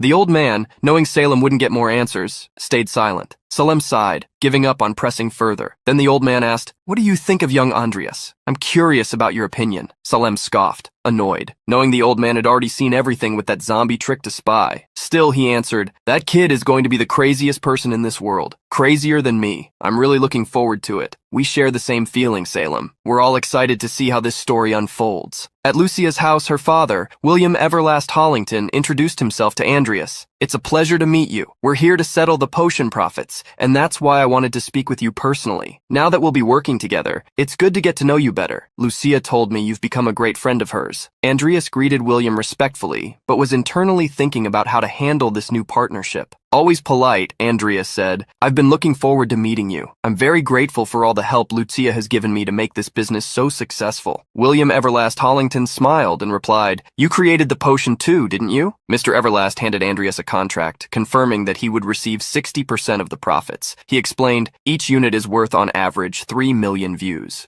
Andreas was shocked. This meant a total of approximately 1.8 billion views, considering that more than 1,000 units had been sold in just 1 month. William casually commented, "The potions are selling like hotcakes. You'll certainly make more next month. But for now, let's set the business talk aside. I'm happy Lucia brought a friend. It's the first time she's done that, especially a young man." William smiled again and invited Andreas to dinner. A month later, thanks to the rumors, the potion had become extremely popular, not only for use in combat, but also in high society circles. To meet the growing demand, the company decided to expand its suppliers and production facilities. Andreas reflected to himself, "I never imagined I'd sell over 2,000 units in 1 month. If I had known, I would have bought a tablet earlier. He couldn't stop thinking about how much the potion's popularity had earned, around 6 billion views. With this, he started planning. I really want to recover the cell properties. They are worth half the money I have now. Near the next stop, the Artel station, at the National Cemetery. He thought that before buying anything, Andreas had something important to do. I need to get my ring back, he said to himself. Arriving at the city where the cemetery was located, Andreas walked to the site and came across the gravedigger speaking with a masked man. Andreas thought, who is this mysterious individual? The gravedigger noticed Andreas's presence but quickly greeted him, saying, "Welcome, please come in and have some tea with me." Without hesitation, Andreas went straight to the point. Who is he? The gravedigger replied calmly, "I called him to be the guarantor of this deal, or rather a witness, just to avoid any future issues." Despite the uncomfortable situation, they entered and sat down to drink tea. The gravedigger served the cups while Andreas analyzed the situation. He was clearly suspicious of the masked man. How can someone be a guarantor while hiding their face and carrying a sword? Thought Andreas. What an absurd excuse.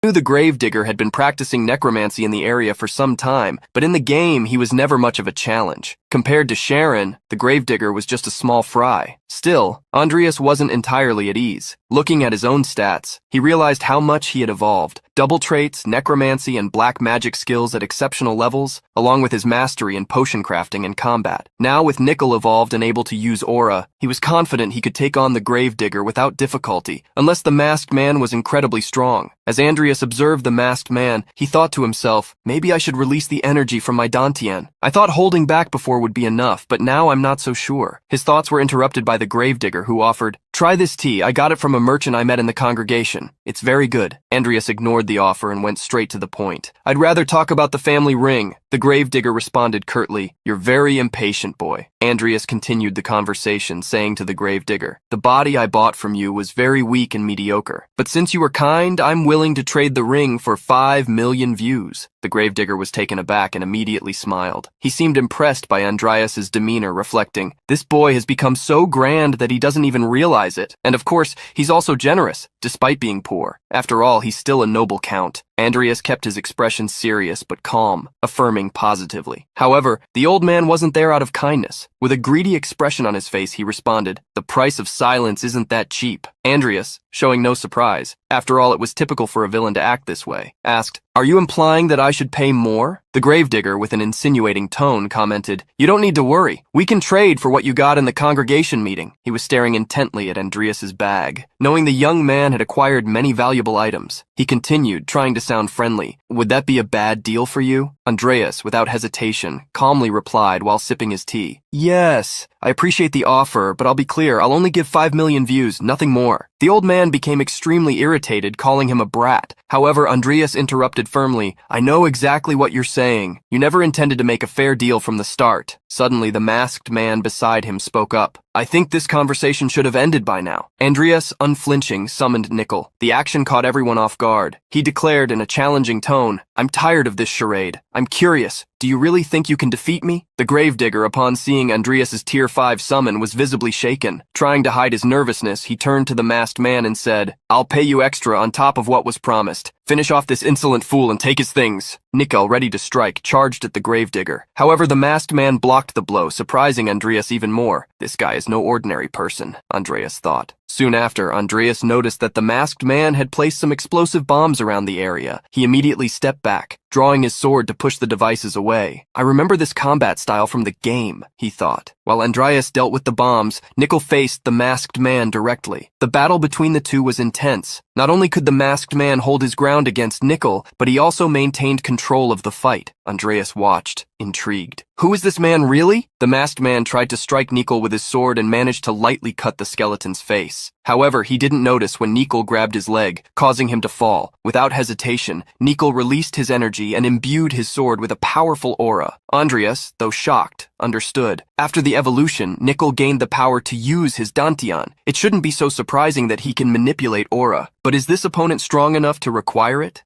The two fought fiercely, exchanging blows and landing hits multiple times, but neither gave up. Eventually, the masked man landed a blow to the center of Nickel's head. However, the masked man was shocked to see the skeleton not stop. Instead, Nickel counterattacked with a strike that sent the man flying through the window, making him fall outside. Meanwhile, the gravedigger watched the scene, alarmed, not fully understanding what had just happened. Suddenly, two hands emerged from a tunnel behind the masked man and grabbed him. The gravedigger, now even more nervous, yelled, "If you really want the money, then put in the effort!" As the gravedigger spoke, he seized the moment to cast his magic. Andreas noticed the movement and began to worry. Several portals opened around them and skeletons started emerging from them. The gravedigger, with a satisfied smile, commented, "You got yourself a really good body, kid, but let's see how long you last against the best I have." From every corner of the cemetery, undead began to rise, surrounding the area. Andreas realized the situation was becoming critical. He looked at Nickel and gave an order. "When the time comes, attack the gravedigger from behind." Then Andreas leaped out of the house, facing the corpses that surrounded him. He summoned a stone shield to prevent the dead from reaching him from the front, but enemies were also coming from behind. With no other option, Andreas began conjuring stones and throwing them at the skeletons. However, some of the undead were armed with bows and arrows, making his defense even more difficult. The battle turned into a chaotic mess of bodies flying in all directions. The gravedigger, enraged, shouted, "You useless idiots! Can't you even hold off a damn brat?"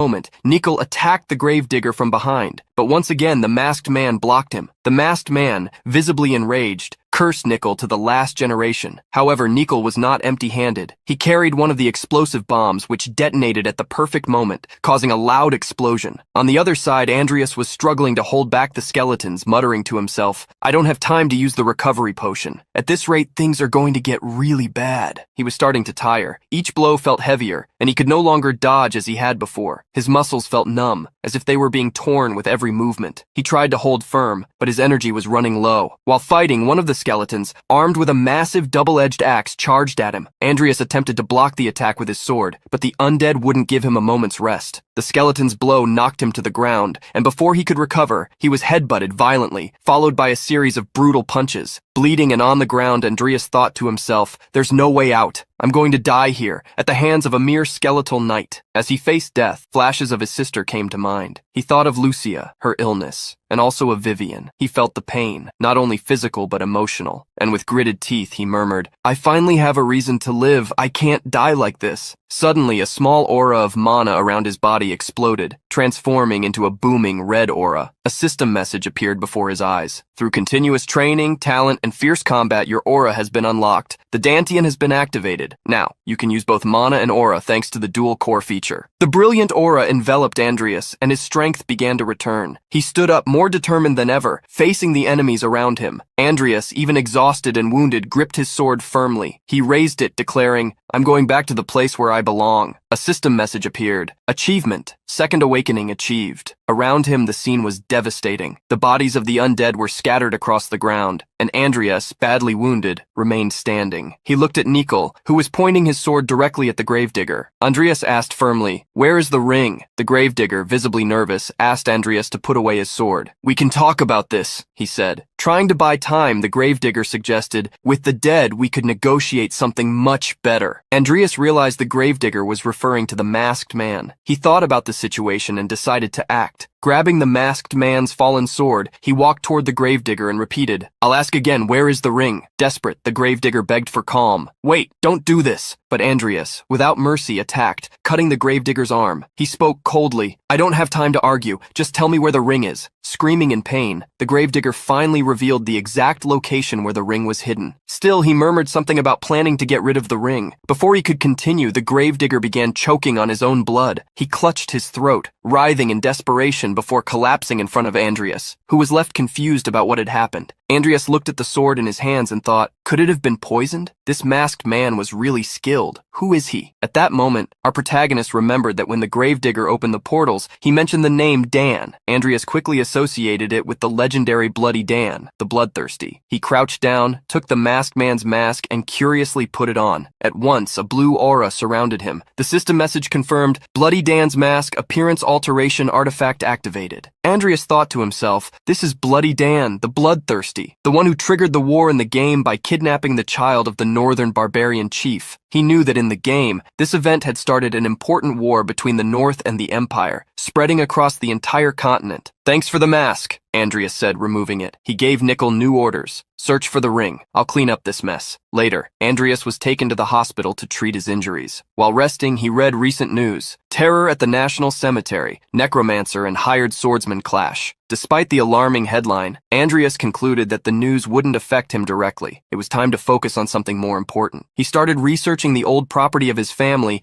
and decided to buy it for 2.5 million views. As he thought about his sister's reaction when seeing the property recovered, he felt a hand covering his eyes. It was Lucia who asked, "Guess who it is?" Andreas didn't say anything for a few seconds, leaving Lucia feeling uncomfortable. She removed her hand and complained, "You're so annoying." Andreas simply agreed, which only frustrated her further. Curious, Lucia asked, "Why are you so cold with me? I'm your cute friend. I came to visit you." She placed a basket of fruit on the table and asked what had happened to him. Andreas replied, "I overdid it with the training." Lucia repeated the sentence mockingly, but soon showed concern.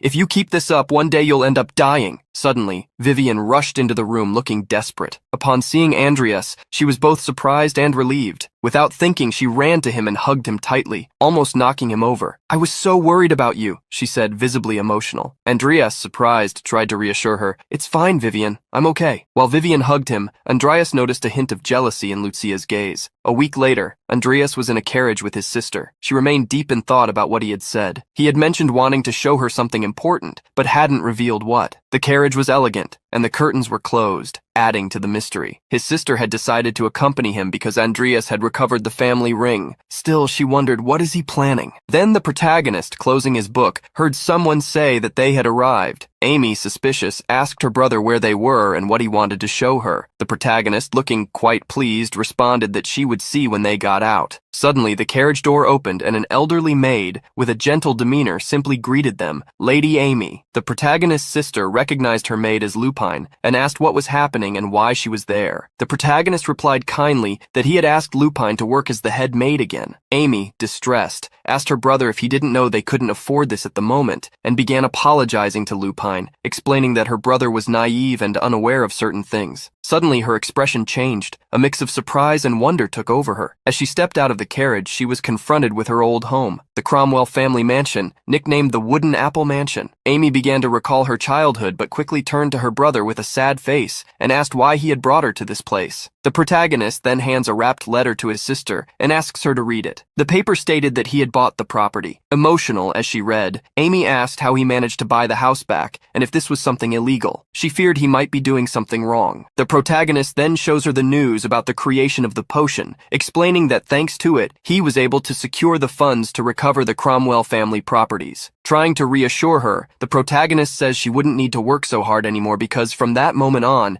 he would make sure there was money in the account every month. Amy, thoughtful, recalled the harsh things she had said the last time they met. With teary eyes, she realized the weight of her words and, feeling regretful, began to cry, apologizing for pushing him away. Andreas, gently stroking her hair, told her that everything was fine and that from now on, he would act as a responsible older brother. This moment moved everyone around them.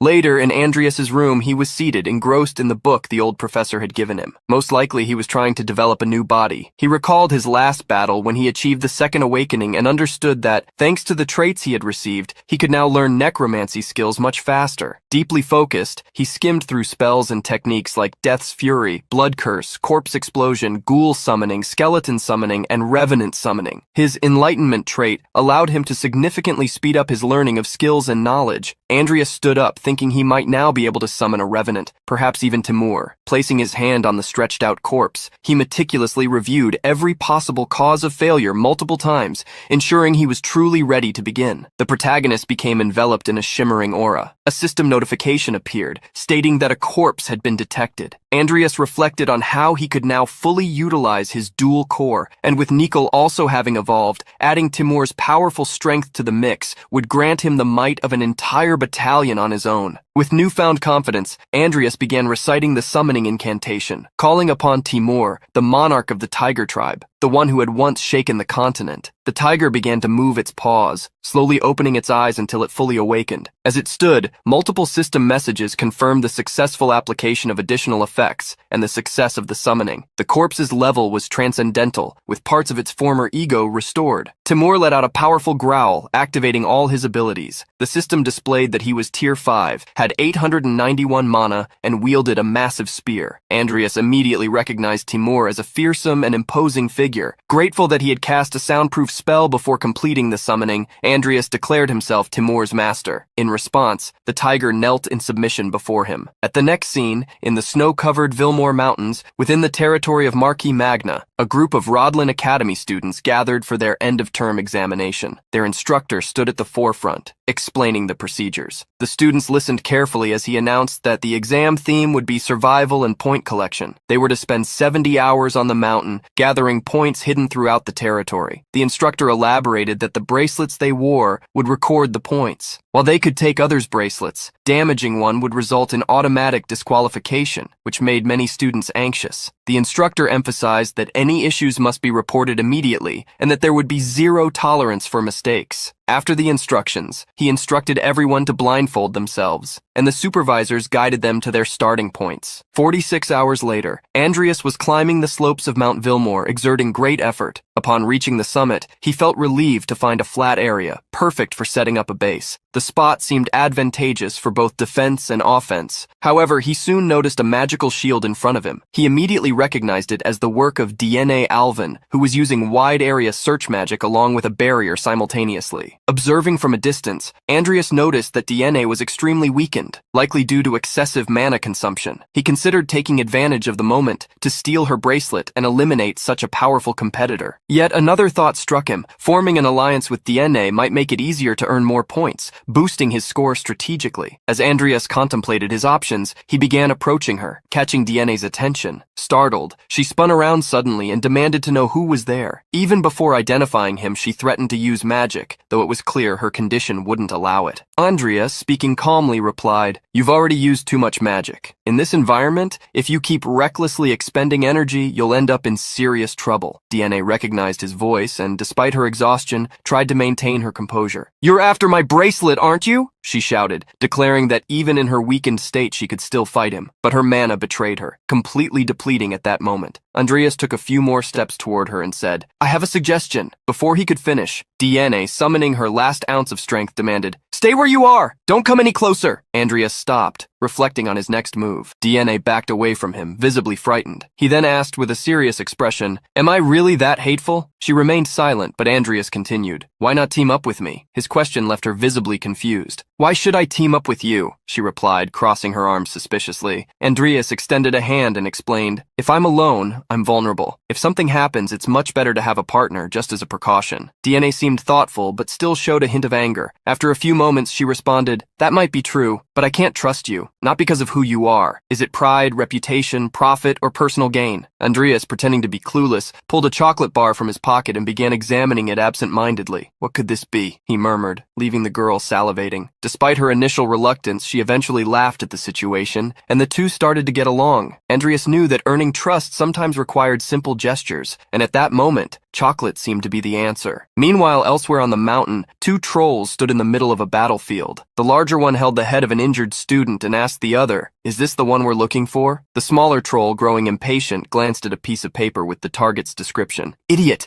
The paper says the person has green hair. This isn't the guy." The two began complaining about the terrible weather and their current task. "What a crappy job," grumbled the larger troll. "But we were paid for it, so we don't have a choice." Suddenly, a purple sphere surrounded by a matching aura appeared, floating between them. The sphere, with a deep and irritated voice, remarked, "If you have so much time to whine, you should focus on finding the target I sent you after." The two trolls jumped in surprise, looking around. A figure emerged from the shadows as the sphere was revealed to be a floating eye. The entity mocked them, saying, "This is why I hate using idiots like you for important tasks." The larger troll tried to justify himself. "We did some research on the target you mentioned. We still don't understand why we were sent after a mere student. Besides, I've heard rumors he might be coming here himself." The eye ignored the comment and replied coldly, "Mind your own business. Just do as instructed. Follow Master Jester's orders and eliminate the target. The smaller troll growled angrily, calling the eye pretentious. His mood was clearly ruined. He suggested, "We should rest a bit before continuing." The larger troll disagreed. "We should follow the human scent. We're close. It's probably students and supervisors. Either way, if we just kill students, we'll eventually hit the target. Plus, we're saving ourselves from future trouble. Sooner or later, those kids will become enemies anyway." The floating eye merely watched them with disdain, expecting little from the pair. Its plan was simple. Use the trolls to draw attention, while it and other allies planted a series of bombs at the mountain's summit. Meanwhile, Andreas made his way through the mountain, capturing students' bracelets and leaving them suspended upside down. Inspecting his growing collection, he remarked, "We've already got 6 bracelets." The captured students, hanging helplessly, shouted desperately, "Please, let us down! The blood is rushing to our heads!" Andreas ignored their pleas, focused on reaching the next target. Walking alongside him, Diane carried the bracelets they had gathered. Andreas commented as they moved, "You were supposed to be an elite group." Diane, keeping pace, reflected silently. When did he learn to track like this? And how is he moving so swiftly through such rugged mountain trails? To her, Andreas seemed like a completely different person. Suspicious as always, Diane followed him quietly for a while, but her thoughts began to bother her. Finally, she broke the silence. "What happened to you? You used to be a complete scumbag." Andreas smiled. To him, Diane hadn't changed at all, still blunt and straight to the point. He stopped, turned to face her, and responded, "If I had stayed on that path, I would have lost everything. You're right. I was a scumbag who never cared about my sister's needs, even though she was the only family I had left. When I realized that, I decided to change." He paused and with a serious tone continued, "As I worked to improve myself, I discovered something else. I too had a domain." Bowing slightly, Andreas added, "I'm sorry for all the terrible things I did." Diane, visibly surprised, remained silent for a moment before responding, "All right, let's leave it in the past." After that brief moment, Andreas smiled and suggested, "Let's focus on reaching the summit." As they climbed, their conversation shifted to the competition's rules. Despite their partnership, they both knew that in the end, there could only be one winner. Meanwhile, a supervisor hidden behind a tree observed them closely. She reflected, he didn't hesitate to kill during the Boleric incident. Andreas was a despicable person, but recently he's changed. Could it be for the better? How can someone who lived as a fool transform just because of a shift in attitude? She murmured softly, "Andreas Cronwell, you're quite the intriguing young man." As Andreas and Diane raced toward the next marked point on their map, they realized they had only 3 minutes left. According to the rules, they could earn points by either taking bracelets from other students or retrieving the items at the marked location. Alert to his surroundings, Andreas began to suspect they weren't alone. He whispered to Diane, "Stay sharp. We might be ambushed." Suddenly, a creature confronted them, causing Diane to stumble back in alarm. Andreas, on the other hand, immediately assumed a defensive stance. It was the dwarf troll and his giant companion. The pair, amused, began taunting them. "Look at these kids!" the dwarf sneered. The giant laughed and added, "Good thing my axe missed them." "Your axe? That mile-long throw of yours was the worst," the dwarf retorted. Diane rushed to Andreas's side, asking, "Are you okay?" Andreas replied firmly, "I'm fine, but this doesn't look good." The surrounding scene was desolate. Dead bodies of students and others severely injured littered the area. Diane was horrified by the sight and murmured, "What happened here?" The dwarf troll seemed pleased to see Andreas. He exclaimed, "Look at that! Green hair, just like the job description." This statement confused both Andreas and Diane. Andreas asked, "Do you know us?" The giant replied with a menacing grin, "I wouldn't say we're strangers. We're here for you." The dwarf, licking his knife with a sinister smile, added, "We're here to kill you." Confident, Andreas took a step forward and said, "If it's me you're after, let the others go safely. We can talk somewhere more private." Diane was shocked by the suggestion and yelled, "Are you insane? Why can't we fight them together?" Turning to her calmly, Andreas replied, "Some students here are still alive. I need you to take care of them until the supervisors arrive. Trust me, I can handle this." Diane hesitated, but seeing the determination in Andreas's eyes, nodded. He then walked toward the 2 trolls, distancing himself from Diane and the remaining students. Before leaving, he looked back at her and said, "It'll be fine." The dwarf, with a devilish expression, started laughing. "You're a complete idiot. You don't stand a chance against us. But that just makes our job easier." Andreas kept walking further away, drawing the trolls with him. When they were far enough, he asked, "Are we far enough now? No one will hear the noise, right?" The giant grinned and confirmed, "Yeah, no one's going to hear a thing out here." The dwarf, with a wicked smirk, added, "All we need to do is take your head to complete the job." The giant raised his axe, taunting Andreas, Show us what you've got, kid! Both charged at him simultaneously, but Andreas dodged the dwarf's attack at the last moment. The giant swung next, but his attack was blocked. Both trolls were shocked to see Andreas had drawn a sword to defend himself. The giant asked in confusion, "You're a mage! How are you fighting hand-to-hand?" Andreas, flashing a defiant smile, sheathed the sword and responded, "You're Mantos and Glau, right? You should really drop the prejudice that mages can't wield swords." The two trolls were taken aback, wondering how Andreas knew their names. At that moment, Andreas activated his magic and declared, "I could tell you how I know, but only if you tell me who in the congregation sent you." The two trolls began to panic, visibly terrified. "We were tricked. We didn't know you were like this," they stammered. Without showing any mercy, Andreas began summoning his familiars. He stated coldly, "Even if you don't want to talk, you'll be forced to soon enough." Nickel stood ready to strike, awaiting orders. Andreas turned to him and commanded, "Hold on, just take down anyone who tries to flee." Realizing they had nowhere to run, the trolls started hurling insults at Andreas, calling him insolent. The giant bellowed, "This isn't over yet." He charged at full force, trying to land a blow on Andreas. Calmly, Andreas dodged with precision. While evading, he thought, "Maybe I can combine my mage abilities with my combat skills. Let's test it out." Andreas put on an impressive display. He dodged the giant's attacks with ease and countered with precision. The dwarf tried to seize the opportunity to strike Andreas while he was attacking the giant, but failed miserably. Andreas disarmed the dwarf, taking his dagger, and even claimed it as his own. The dwarf, frightened, retreated. Andreas gave him a cold smile and remarked, "Let me teach you how to wield a dagger." With swift, precise movements, Andreas began attacking the dwarf relentlessly. The dwarf could barely react, while the giant remained on the ground, dazed. After a powerful strike, the dwarf was sent flying. Andreas then turned to the giant, who was clutching his head in pain, and asked, "Is that all you've got?" The giant tried to get back up, but was visibly defeated. Andreas smiled, satisfied, thinking to himself, "My combat skills are working perfectly." Meanwhile, his summoned creatures stood nearby, arms crossed, watching the scene. Nickel, in particular, looked bored. Andreas glanced at him and commented, "Poor thing, didn't even get a chance to join the fun." Diane stood facing her classmates, speaking with determination. "I'll leave everyone under the supervisor's care. She's here to ensure your safety." However, the supervisor wasn't about to let Diane leave so easily. With a stern look, she replied, "Everyone here is aware of your skills and standing in the academy. This needs to be a team effort." Diane hesitated, recalling Andreas's words, "Take care of them until the supervisor arrives." But she couldn't just stand by and let more people get hurt. Perhaps she was worried about Andreas. Noticing Diane's resolve, the supervisor relented. "Fine, go, but stay out of their line of sight. We'll follow as soon as we can." Beaming with determination, Diane agreed to the terms and quickly set off toward the summit. Meanwhile, Andreas stood over his defeated opponents. He looked at the giant on the ground and said, "You'd better start talking now. Who sent you?" The giant, breathing heavily, replied, "Just finish me off." Andreas turned to Nickel and asked for his sword. Facing the giant again, he declared, "If that's the case, there are other ways to get what I want. I don't need to waste my breath." Before he could act, the weakened dwarf decided to speak up. "It was Jester who sent us." The dwarf glanced at the giant and continued, "We owe nothing to someone who treats us like animals. That's why I'm talking." He paused, then concluded with a grim tone, "He sent more than just the two of us." Those words left Andreas silent. He had already suspected someone from the congregation was behind the attack, but he hadn't expected it to be Jester. He recalled Salem's promise. "If anyone questions this later, I'll personally find and kill whoever's responsible." Andreas thought to himself, if Jester acted despite Salem's threats, he must be confident he won't be discovered. That explains the chaos caused by these two. They're just a distraction to eliminate me. He turned to the dwarf and asked, "Where are the others?" The dwarf, terrified, answered, "I don't know. Maybe they're setting something else up. We didn't want to cross Rodleen. Maybe a landslide. Something to make it look like an accident." Andreas concluded that Jester was trying to create an alibi to avoid being hunted by Salem or Rodleen. The dwarf pleaded with the giant, "Mantos, try to get up. We need to leave before we get dragged into this." But Andreas interrupted with a menacing tone. "You think you can just walk away after killing all these students?" He stepped forward and declared, "I won't let either of you leave here alive." Not far away, Diane was climbing in search of Andreas. She wondered where he was, as she was nearing the summit and still hadn't found him. Suddenly, she felt something unusual beneath her feet. When she looked down, she realized she had stepped on a magical mark. Before she could react, the mark exploded. Diane tried to shield herself with the protective barrier she had already activated, but the force of the explosion threw her backward. From her elevated position on the mountain, she saw several figures with their hands outstretched. They were mages. Diane stared at them, confused and frightened. The mages, on the other hand, began arguing among themselves. One of them commented, "This isn't the right person." Another, visibly annoyed, muttered, "What kind of rat sneaked into the ritual site?" After a moment of contemplation, he scoffed, "It's just a random novice." Diane, showing bravery and boldness,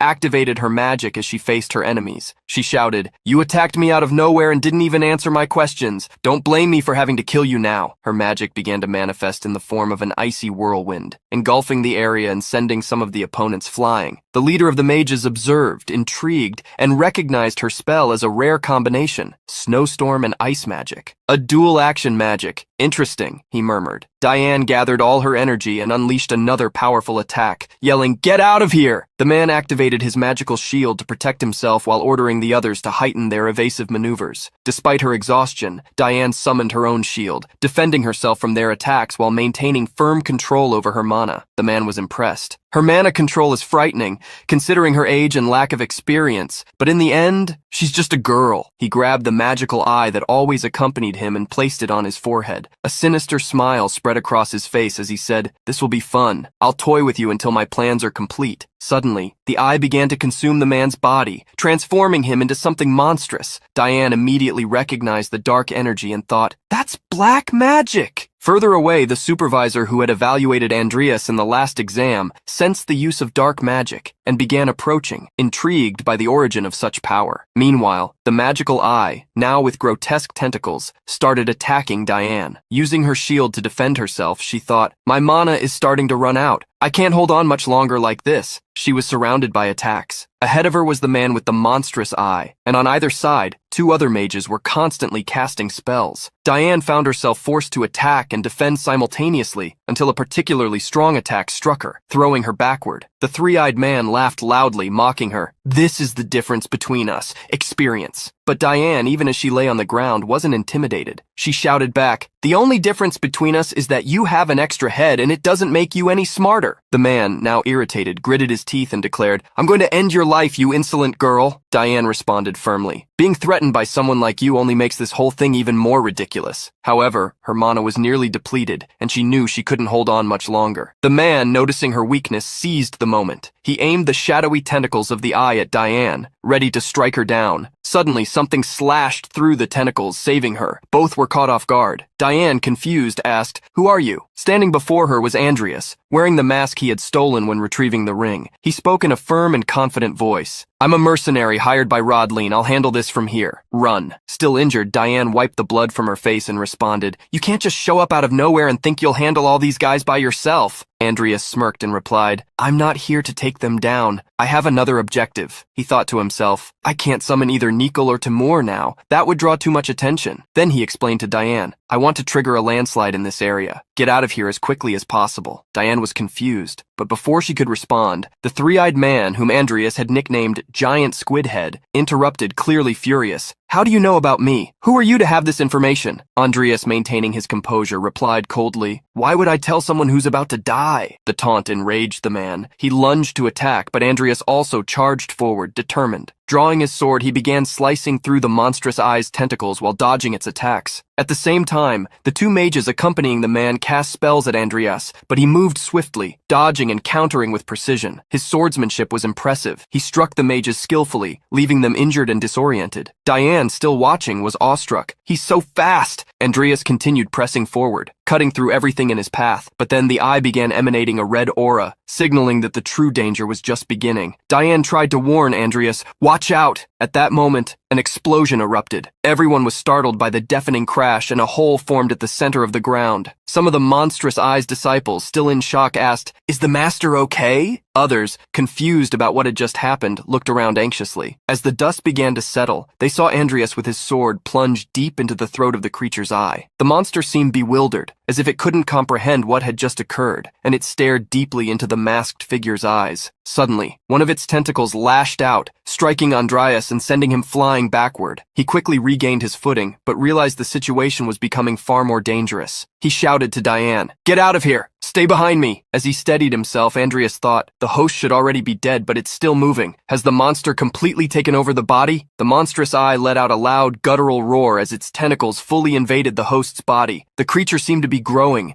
its corneas extending and taking on a life of their own. Massive tentacles surged toward Andreas, but he grabbed Diane and sprinted away as far as possible. "Stay back!" he commanded firmly. "I'll create an opening, but I need to act fast." Andreas readied himself for another battle, gripping his sword tightly and charging toward the monster. Diane, watching from a distance, thought to herself, "I don't know who he is, but he saved my life. I can't just leave him here." Determined, Diane began concentrating her energy, refining it into what resembled a magical spear made of condensed mana. She knew she needed to be precise, despite being exhausted and nearly out of mana. Meanwhile, Andreas fought desperately, thinking, if only I could summon Nikol or Timur, I'd end this in seconds. Suddenly, he noticed Diane moving and shouted, "Stubborn girl, why haven't you run away yet?" Ignoring him, Diane carefully aimed her mana spear. Once ready, she hurled it with all her strength. The spear soared through the air, striking the monster and revealing something that immediately caught Andreas's attention, a mana core. So that's it, he thought. If I can destroy that core, I can finish this once and for all. Andreas charged again, focused on the core. He struck with all his strength, but the attack was superficial. Tentacles began to move rapidly, grabbing the disciples of the monstrous eye. In a few seconds, the monster started to absorb their mana and vitality, reducing them to mere bones. Andreas was exhausted, but he felt a different energy around him. He looked up and realized he was being protected by a magical ice shield. Moreover, his sword was glowing intensely, as if it had been magically sharpened. He turned around and saw Diane, her eyes full of determination, channeling all the mana she had left. "Diane, stop! You're going to hurt yourself. Just run!" he shouted. But she ignored his plea, staying focused on supporting him. Feeling his body lighter and stronger, Andreas charged again at the monster. He knew he had to destroy the core for good. With a precise strike, Andreas hit the core. For a moment, it seemed as though nothing had happened, but then the tentacles started to fall around him. Not quite understanding what had occurred, he realized he had succeeded. The monster exploded in a burst of light, leaving the area in silence. Breathing heavily, Andreas asked himself, "What happened? How did I manage to hit it?" It was then that he heard a voice behind him. "Who are you?" He turned slowly, only to see Supervisor Ivy, who was glaring at him with suspicion. Ivy looked intently at Andreas, her expression full of distrust. She spoke in a threatening tone. "If you don't answer me now, I'll tear that mask off and kill you." Before Andreas could react, a tremor shook the ground, catching their attention. He pointed upward and explained, "Those black mages planted a huge explosive magical circle. If we don't destroy it now, the students will be severely harmed." Ivy ignored the warning, crossed her arms, and stated, "That's just a bluff. Don't try to fool me." However, when she looked up at the sky again, she felt something strange. Andreas insisted, "It's going to explode any moment, but since you don't believe me, I'll leave it to you." Before Ivy could react,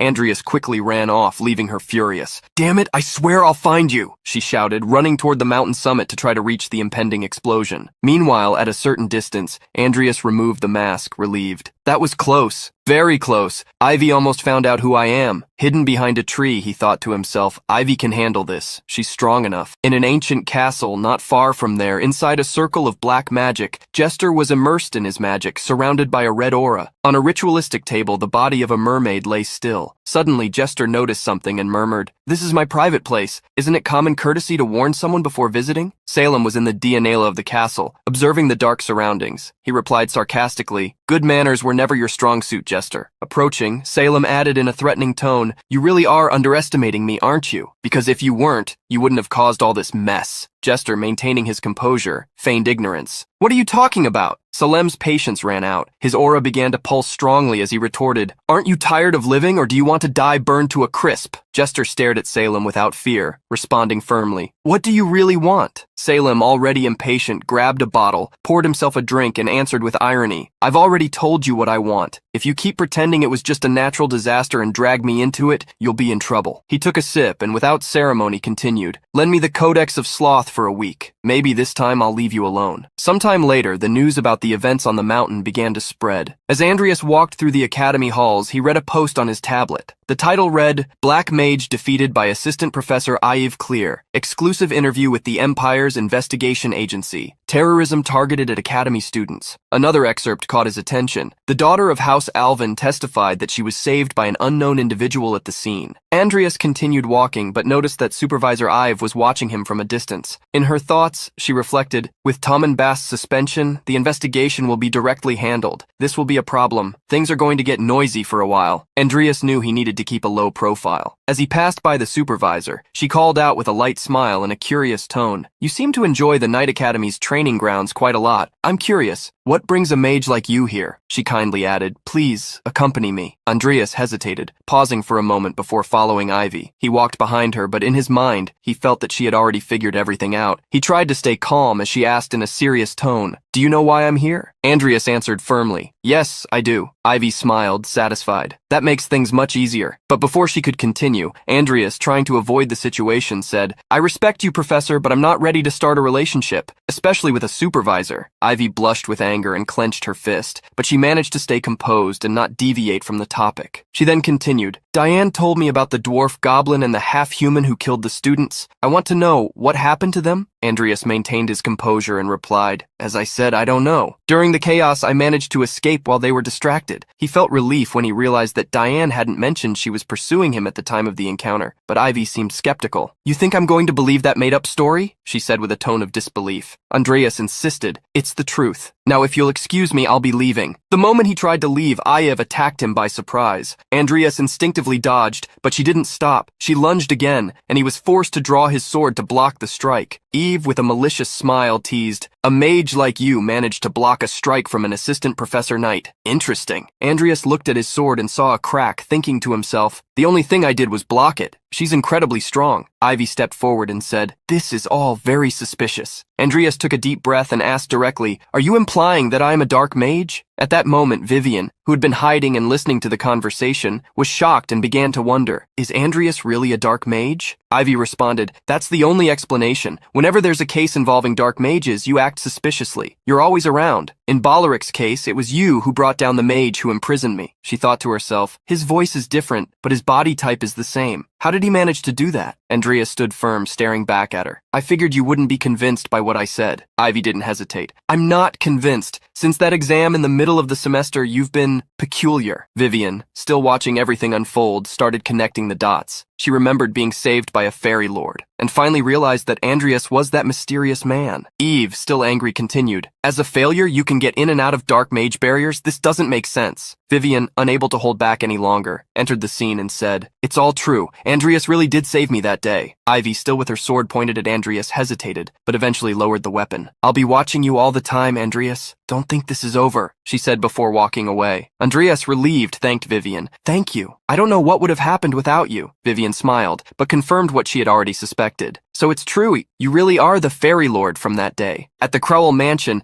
Amy was in the office writing and reviewing documents. A maid entered and informed her, "The mansion's cleaning is finished, miss, but we thought it would be best not to touch the former family head's office." Placing a tray with tea and sweets on the table, she continued, saying, "Perhaps you prefer to take a look yourself." Amy thanked her and replied, "I understand, I'll take a look now." She walked to the former office and, stopping in front of the door, remembered that it was the place where her father used to study. Upon entering, she was surprised by the mess. Papers scattered, broken glass, and a completely neglected environment. She felt a pang of nostalgia, remembering when she used to play hide-and-seek there with Andreas. But something caught her attention, a broken artifact on the floor. She picked it up and observed it, intrigued. Meanwhile, in Velton territory, Andreas was on a train reflecting. He murmured to himself, "Master Salem is being anything but discreet. The greatest dark mage on the continent in a public place like this? That's bold?" Despite the thought, he didn't complain, as Salem was there to teach an important lesson. Sitting across from him, Salem said, "You know that the aura in your Dantian and the mana in your heart are essentially the same thing, right? Theoretically, it's possible to convert them and use them interchangeably." Andreas listened carefully as Salem continued, "Of course, this is only possible for someone with a dual core like you, but I'll teach you the method I developed, called transfer." 10 minutes later, Andreas was with his eyes closed, focused on his practice. He thought to himself, "The technique and activation are incredibly simple. I never imagined it would be possible to convert the mana from the heart into aura so quickly." He was amazed by the extraordinary technique developed by Salem. Salem, watching him, commented, "You're getting the hang of it. Keep practicing." The dark mage stood up and opened the train window, but before leaving, Andreas interrupted him. "I have a question. Do you know anything about my father and the Cronwell family?" Salem paused for a moment, observing the curiosity in Andreas's eyes. With a serious expression, he replied, "Cain Cronwell was your grandfather's apprentice, and mourns." The revelation left Andreas in shock. He never imagined his father could be connected to Morn. Salem continued, "As I've said before, you need to figure out the details on your own. I don't have the patience to explain everything." Without saying more, Salem jumped out of the train window, leaving Andreas deep in thought. Cain Cronwell, A dark mage? I never imagined that, not in the game nor since I came to this world. He decided he needed to investigate further. It's good that I'm going home. Maybe I'll find something there. Upon arriving at the Cronwell family mansion, Andreas entered alongside Amy. She looked around and commented, "Lupini did a great job tidying up this place." Andreas, curious, asked, "Was this the place where our father used to study?" Amy confirmed, saying, "Yes, but it was a mess. I personally had a new set of furniture brought in." Andreas thanked her, observing the place. "This could make a good office." Amy added, "I made sure to leave all the important things in their place." She picked up an old family photo and showed it to Andreas. "Look at this. Do you remember? When we were children." Andreas smiled, but felt a strange sensation as he looked at the photo. He thought, it's nostalgic, but at the same time it feels like these emotions aren't exactly mine. When he touched the photo, a radiant light emanated from the frame. Amy took a step back, startled. "What the hell?" she murmured. Andreas realized that a magic circle had been activated, opening a secret passage in the office. They both stared at the newly revealed entrance. Andreas thought, a magic circle that only activates when touching the photo. This must be Kane's inheritance, or maybe his will. Changing his expression to something more serious, he said to Amy, "I'll take a look first. You should wait here." Still surprised, Amy tried to argue. "You can't go alone. It's dangerous." Andreas explained firmly, "This is an advanced magical device. It's too much for you. Please, trust me and wait here." Reluctantly, Amy agreed. "Okay, but be careful." Descending the stairs of the secret passage, Andreas was surprised by what he saw. In the center of the room, there was a glowing tree surrounded by rare fairy flowers. He felt an aura similar to the one he had felt when he encountered the Codex of Sloth. "Is this a dark magic item?" Andreas approached the tree, noticing the many rare fairy flowers around it. Suddenly, a notification appeared saying, "Codex Apocalypse, Chapter 0, the purest original sin waiting to bear fruit." His eyes still wide with astonishment, he wondered, could this be the main part of the Codex? Because I never heard anything like this in the game? Moving closer, he saw a scroll tied to the tree. Curious, Andreas picked up the scroll and opened it, wondering, did Kane leave this here? Suddenly, a powerful force enveloped Andreas, and the letter began to disappear from his hands. Something softly touched his head, as if caressing him. He was completely bewildered, his eyes wide. A vision began to form before him, as though he was being transported into a memory. In the memory, he saw Kane bowing before an old man who appeared to be the Emperor. Kane was holding a mysterious seed, which was planted in a pot. Over time, the seed sprouted, growing into a small tree that radiated an immeasurable power. The Emperor and Kane were both terrified and simultaneously consumed by greed. Then Andreas saw another scene, his mother being stabbed by a dagger while Kane held her. Desperate, the old man, wanting to capture Kane's children, instructed that a magic circle be placed in the mansion so that only they could activate it. Andreas finally understood. The Empire and the Dark Mages were conspiring together. Kane realized this too late. His wife was murdered, his health deteriorated, and his family fell into ruin. Salem had been right. The Emperor had placed Kane under Morn's care, and it was there that Kane learned dark magic. He cultivated the original sin, but upon gaining that power, he was discarded. In an act of revenge, Kane hid the original sin in a place where only his children could access it. Suddenly, a voice interrupted his thoughts. "So, did you manage to see the memories your father left behind?" Andreas turned and saw a man with green hair similar to his own, who added, "Welcome, Andreas Cronwell." Andreas immediately turned around and saw Kane standing there. Before he could say anything, Kane began speaking. "Should I call you Makoto Kaneshiro then?" Andreas drew his sword and pointed it directly at him, asking firmly, "Who are you?" Kane, maintaining a calm tone, replied, "It's a shame you haven't figured it out yet. I thought someone addicted to games like you would have figured it out sooner." Kane's words brought memories to Andreas's mind. He began to remember when everything started, the connections between that world and the game. Then Kane asked, "Does the phrase, 'thank you for playing our game,' remind you of anything?" Andreas widened his eyes and asked, "Are you the developer who brought me here?" Kane confirmed, smiling. "Bingo, it's me. How's the world of the 7 deadly sins? Isn't it a fantastic fantasy world?" Andreas stared at him and asked bluntly, "Why did you bring me here?" Kane casually replied, "It's nothing much, really. I just wanted you to complete this game. It's a very simple wish." He then continued, "I'm sure you've seen how this world ends several times. Lucia, Vivien, and everyone else. In the end, everyone ends up in an apocalypse. The world is destroyed by the outbreak of the original sin, which consumes all the 7 deadly sins and their respective owners." Andreas, confused, asked, "What are you talking about? In the game, by collecting all the 7 deadly sins and defeating the final boss, the end of the world should have been avoided."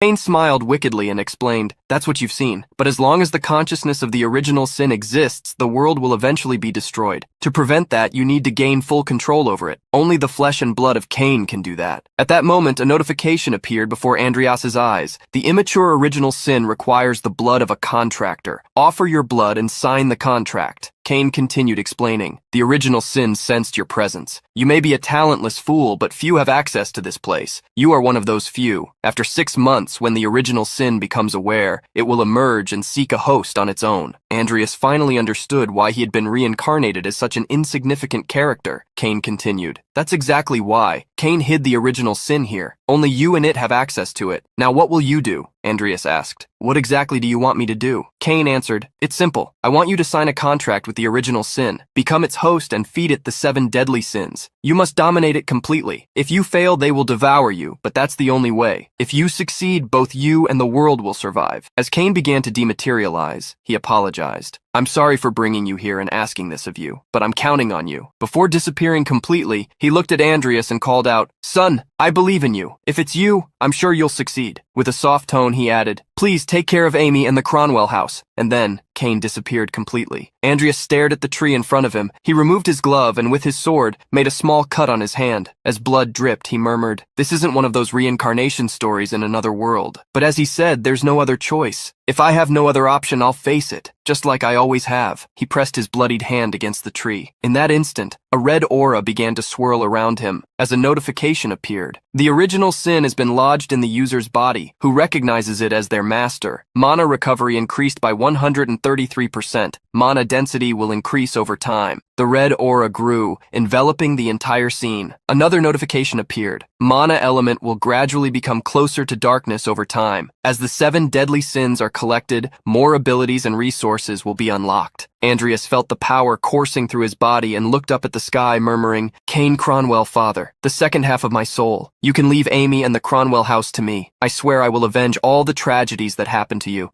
In the luxurious chamber of the Emperor, he stood imposingly by the window, carefully cleaning his sword, while a servant remained prostrated at his feet. The Emperor addressed Viscount Lamar, the head of intelligence. Have you located the Codex of Original Sin? The Viscount, kneeling, appeared reserved, yet visibly tense in the situation. Bowing reverently, he responded, My entire team was closely monitoring Cain's activities before his death. However, his words were abruptly cut off as the Emperor, seized by a fit of rage, turned sharply with his sword, proclaiming furiously, You are useless, Viscount! You don't even deserve to call yourself the head of intelligence! Regaining his composure, though his gaze still carried shadows, the Emperor remarked, Cain likely entrusted it to a relative. It's only a matter of time before we'll need to deal with them in some way. The Viscount promptly assured, I will investigate all the Cromwells more thoroughly. This statement caught the Emperor's attention, and he replied calmly, There is only one young Cromwell left now. There's no imminent urgency. Therefore, you have a bit more time. Demonstrating his gratitude, the Viscount bowed even deeper before the Emperor, thanking him for his benevolence. However, almost instantly, he was startled by a dark voice from behind. It would be wise to start with the Codex of Original Sin. The observation piqued the Emperor's curiosity, and he inquired, The Zephyr sect. They have a codex to summon their god, don't they? The Viscount affirmed. We've identified highly suspicious activity. We believe the cult will soon gather a large number of people for the Zephyr summoning ceremony. In response, the Emperor reiterated his order. Keep a closer watch on them. Transitions from a luxurious room to a filthy, grimy sewer, where numerous individuals lined up, transporting wooden crates under the coordination of a peculiar man dressed in purple robes. It became clear that they were followers of the Zephyr sect. In the distance, voices echoed in a far-off conversation, mentioning, Everyone recognizes the importance of this year-end festival. A second voice emphatically agreed, Yes, all preparations are complete. The two individuals were talking, with one of them adding, We have a considerable number of guards strategically placed even at the entry point. Additionally, we've thoroughly mapped out all the underground passages beneath the arena. We plan to perform numerous sacrifices to summon the demon Lord Zephyr. This information pleased the man in purple robes. He expressed his gratitude, stating, If everything goes perfectly, you'll be rewarded with the company of some lovely girls. The young man responded with a slight smile, bowing his head in thanks. We began to recognize this face from previous parts. However, Pyatt, showing off, mentioned, Or perhaps you have different preferences beyond just girls. The provocation left the young man flustered, and he began to stammer, assuring, It's fine. I didn't do anything special. I just asked for help from the Academy's friends. Piet, hand on his chin, reflected on the preciousness of children and their innate understanding of faith. This reflection led him to recall that the young man had mentioned at some point a possible candidate. Curious, he asked if the recruitment had been successful. The young man envisioned Vivien in his mind, thinking about the moment when she lost her composure during Baron Balaric's mission. Trying to deflect,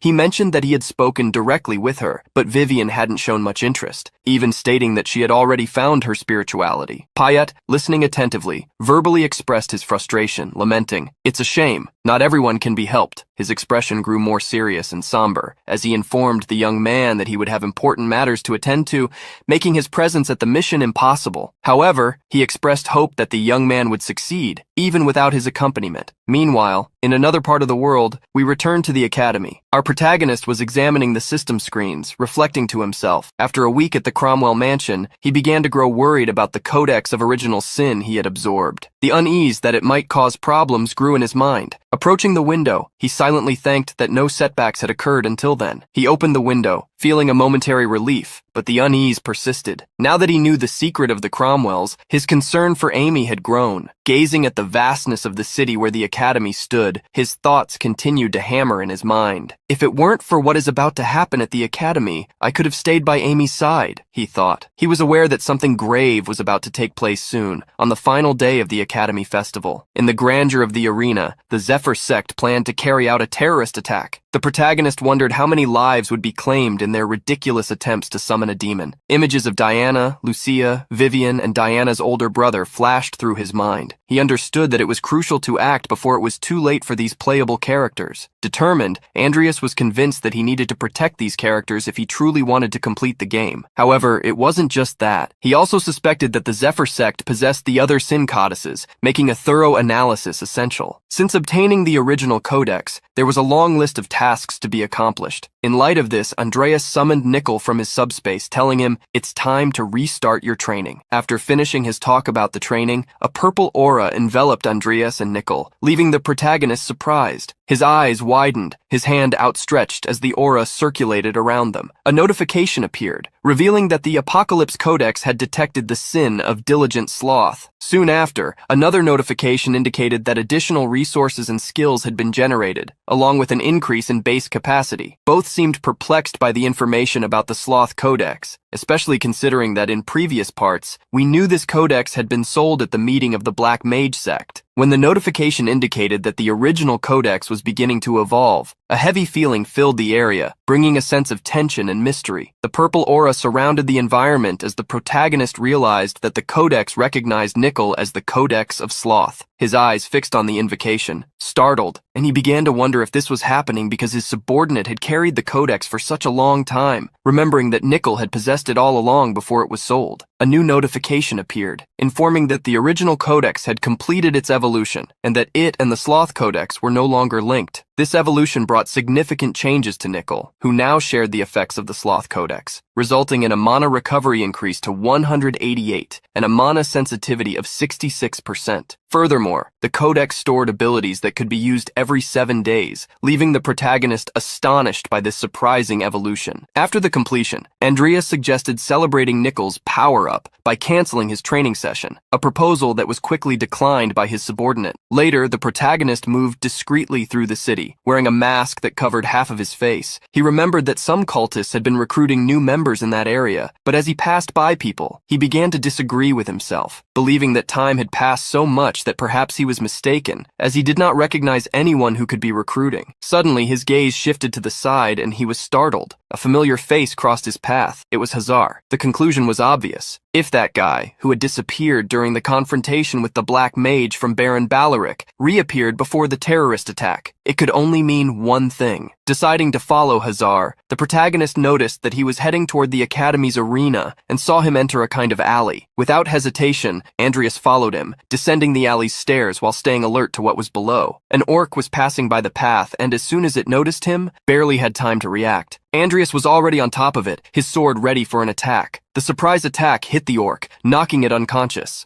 Opening his summoning portal, the protagonist was certain that Hazar and the other cultists were there preparing a terrorist attack. He not only summoned Nickel, but also Timur, giving instructions for his skeleton to accompany him, while Timur stayed behind to watch. Both set off running with their swords in hand, ready to surprise anyone present. Not far from there, a few people could be seen sitting, others busy with various tasks, and some hanging by their arms, naked. Hazar was closely observing the work of the men handling the bombs meant for the attack. In his mind, the confirmation that bringing the explosives had been a major challenge, but the installation should not take more than a day. He felt relieved that this would not be an issue for the ceremony planned for the following day. His thoughts circled around the promotion he so desperately desired given his efforts.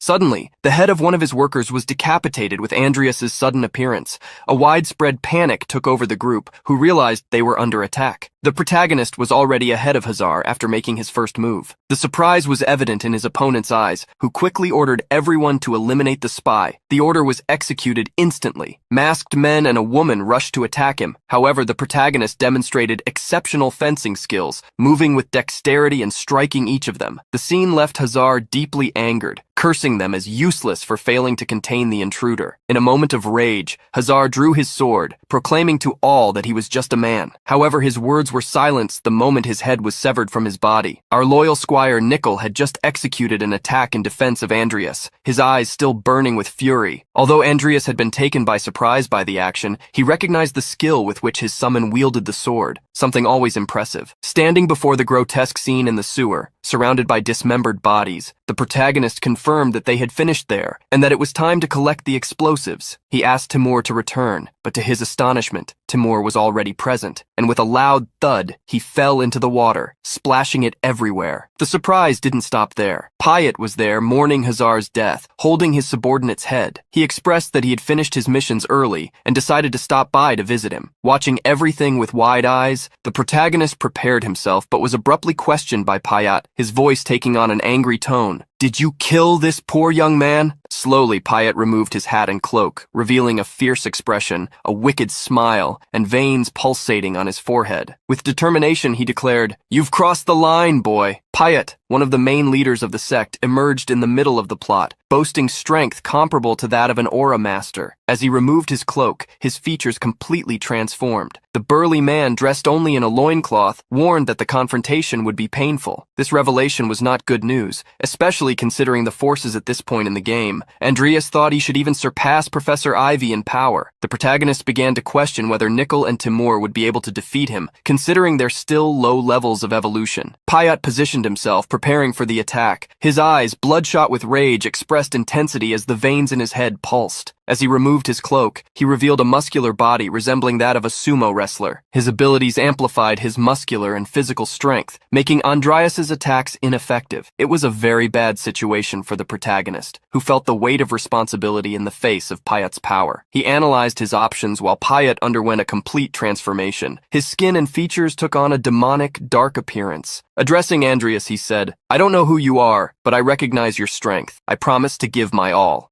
While Andreas stood motionless, watching the events unfold before him, waiting for the imminent confrontation. It didn't take long for Payat to charge toward him, causing the sewage water to spray into the air. The three took their combat positions, with Timur quickly stepping in front of the protagonist to defend him. The battle began with Timur and Payat, both holding each other with surreal strength. The visual standoff between the two persisted until Nickel, acting swiftly, unsheathed his sword to help his companion, delivering several strikes from behind Payat. The swift flashes of Nickel's attacks were noticeable, but seemingly none of them had any effect. The enemy they faced mocked them, stating that their attacks were nothing but tickles. This provocation left the skeleton Nickel speechless. Andreas, determined to join the action, charged to attack Payat. However, he was surprised to find that his strikes were ineffective. His sword didn't even leave a scratch. With that, Payat called for a brief pause, repositioned his strength, and delivered a precise blow to Timur, asking him to step back a little. The demonic monster seized the opportunity to deliver a powerful kick, pushing Timur even further away from his presence. With the path clear, Payat wasted no time and charged directly at the protagonist. Meanwhile, Nickel, still positioned behind, couldn't express any reaction to the opponent's movements. The protagonist, preparing for the clash, unsheathed his sword, now surrounded by a bright aura in shades of purple and blue. Facing his opponent and ready to receive and counter the imminent strike, Nickel managed to cancel the attack with his sword, blocking Payat's blow aimed at Andreas. Both were stunned by this unexpected cancellation, giving the protagonist a chance to reconsider his strategy. Andreas closed his eyes, muttering to himself, "Now." In the next instant, he struck Payat, sending him forward as he repositioned himself. But before he could catch his breath, his opponent once again lunged toward him. Payat was truly a formidable adversary, worthy of testing the protagonist's limits. With little time to react, Andreas summoned the Earth Shield in an attempt to block the attack. However, Payat's terrifying smile remained unwavering. He persisted, breaking through the raised shield and hitting the protagonist head-on. This action sent Andreas flying, along with the debris of his defense. Payat grabbed the protagonist by his green hair, his head almost entirely in the hands of his opponent. Andreas was stunned and speechless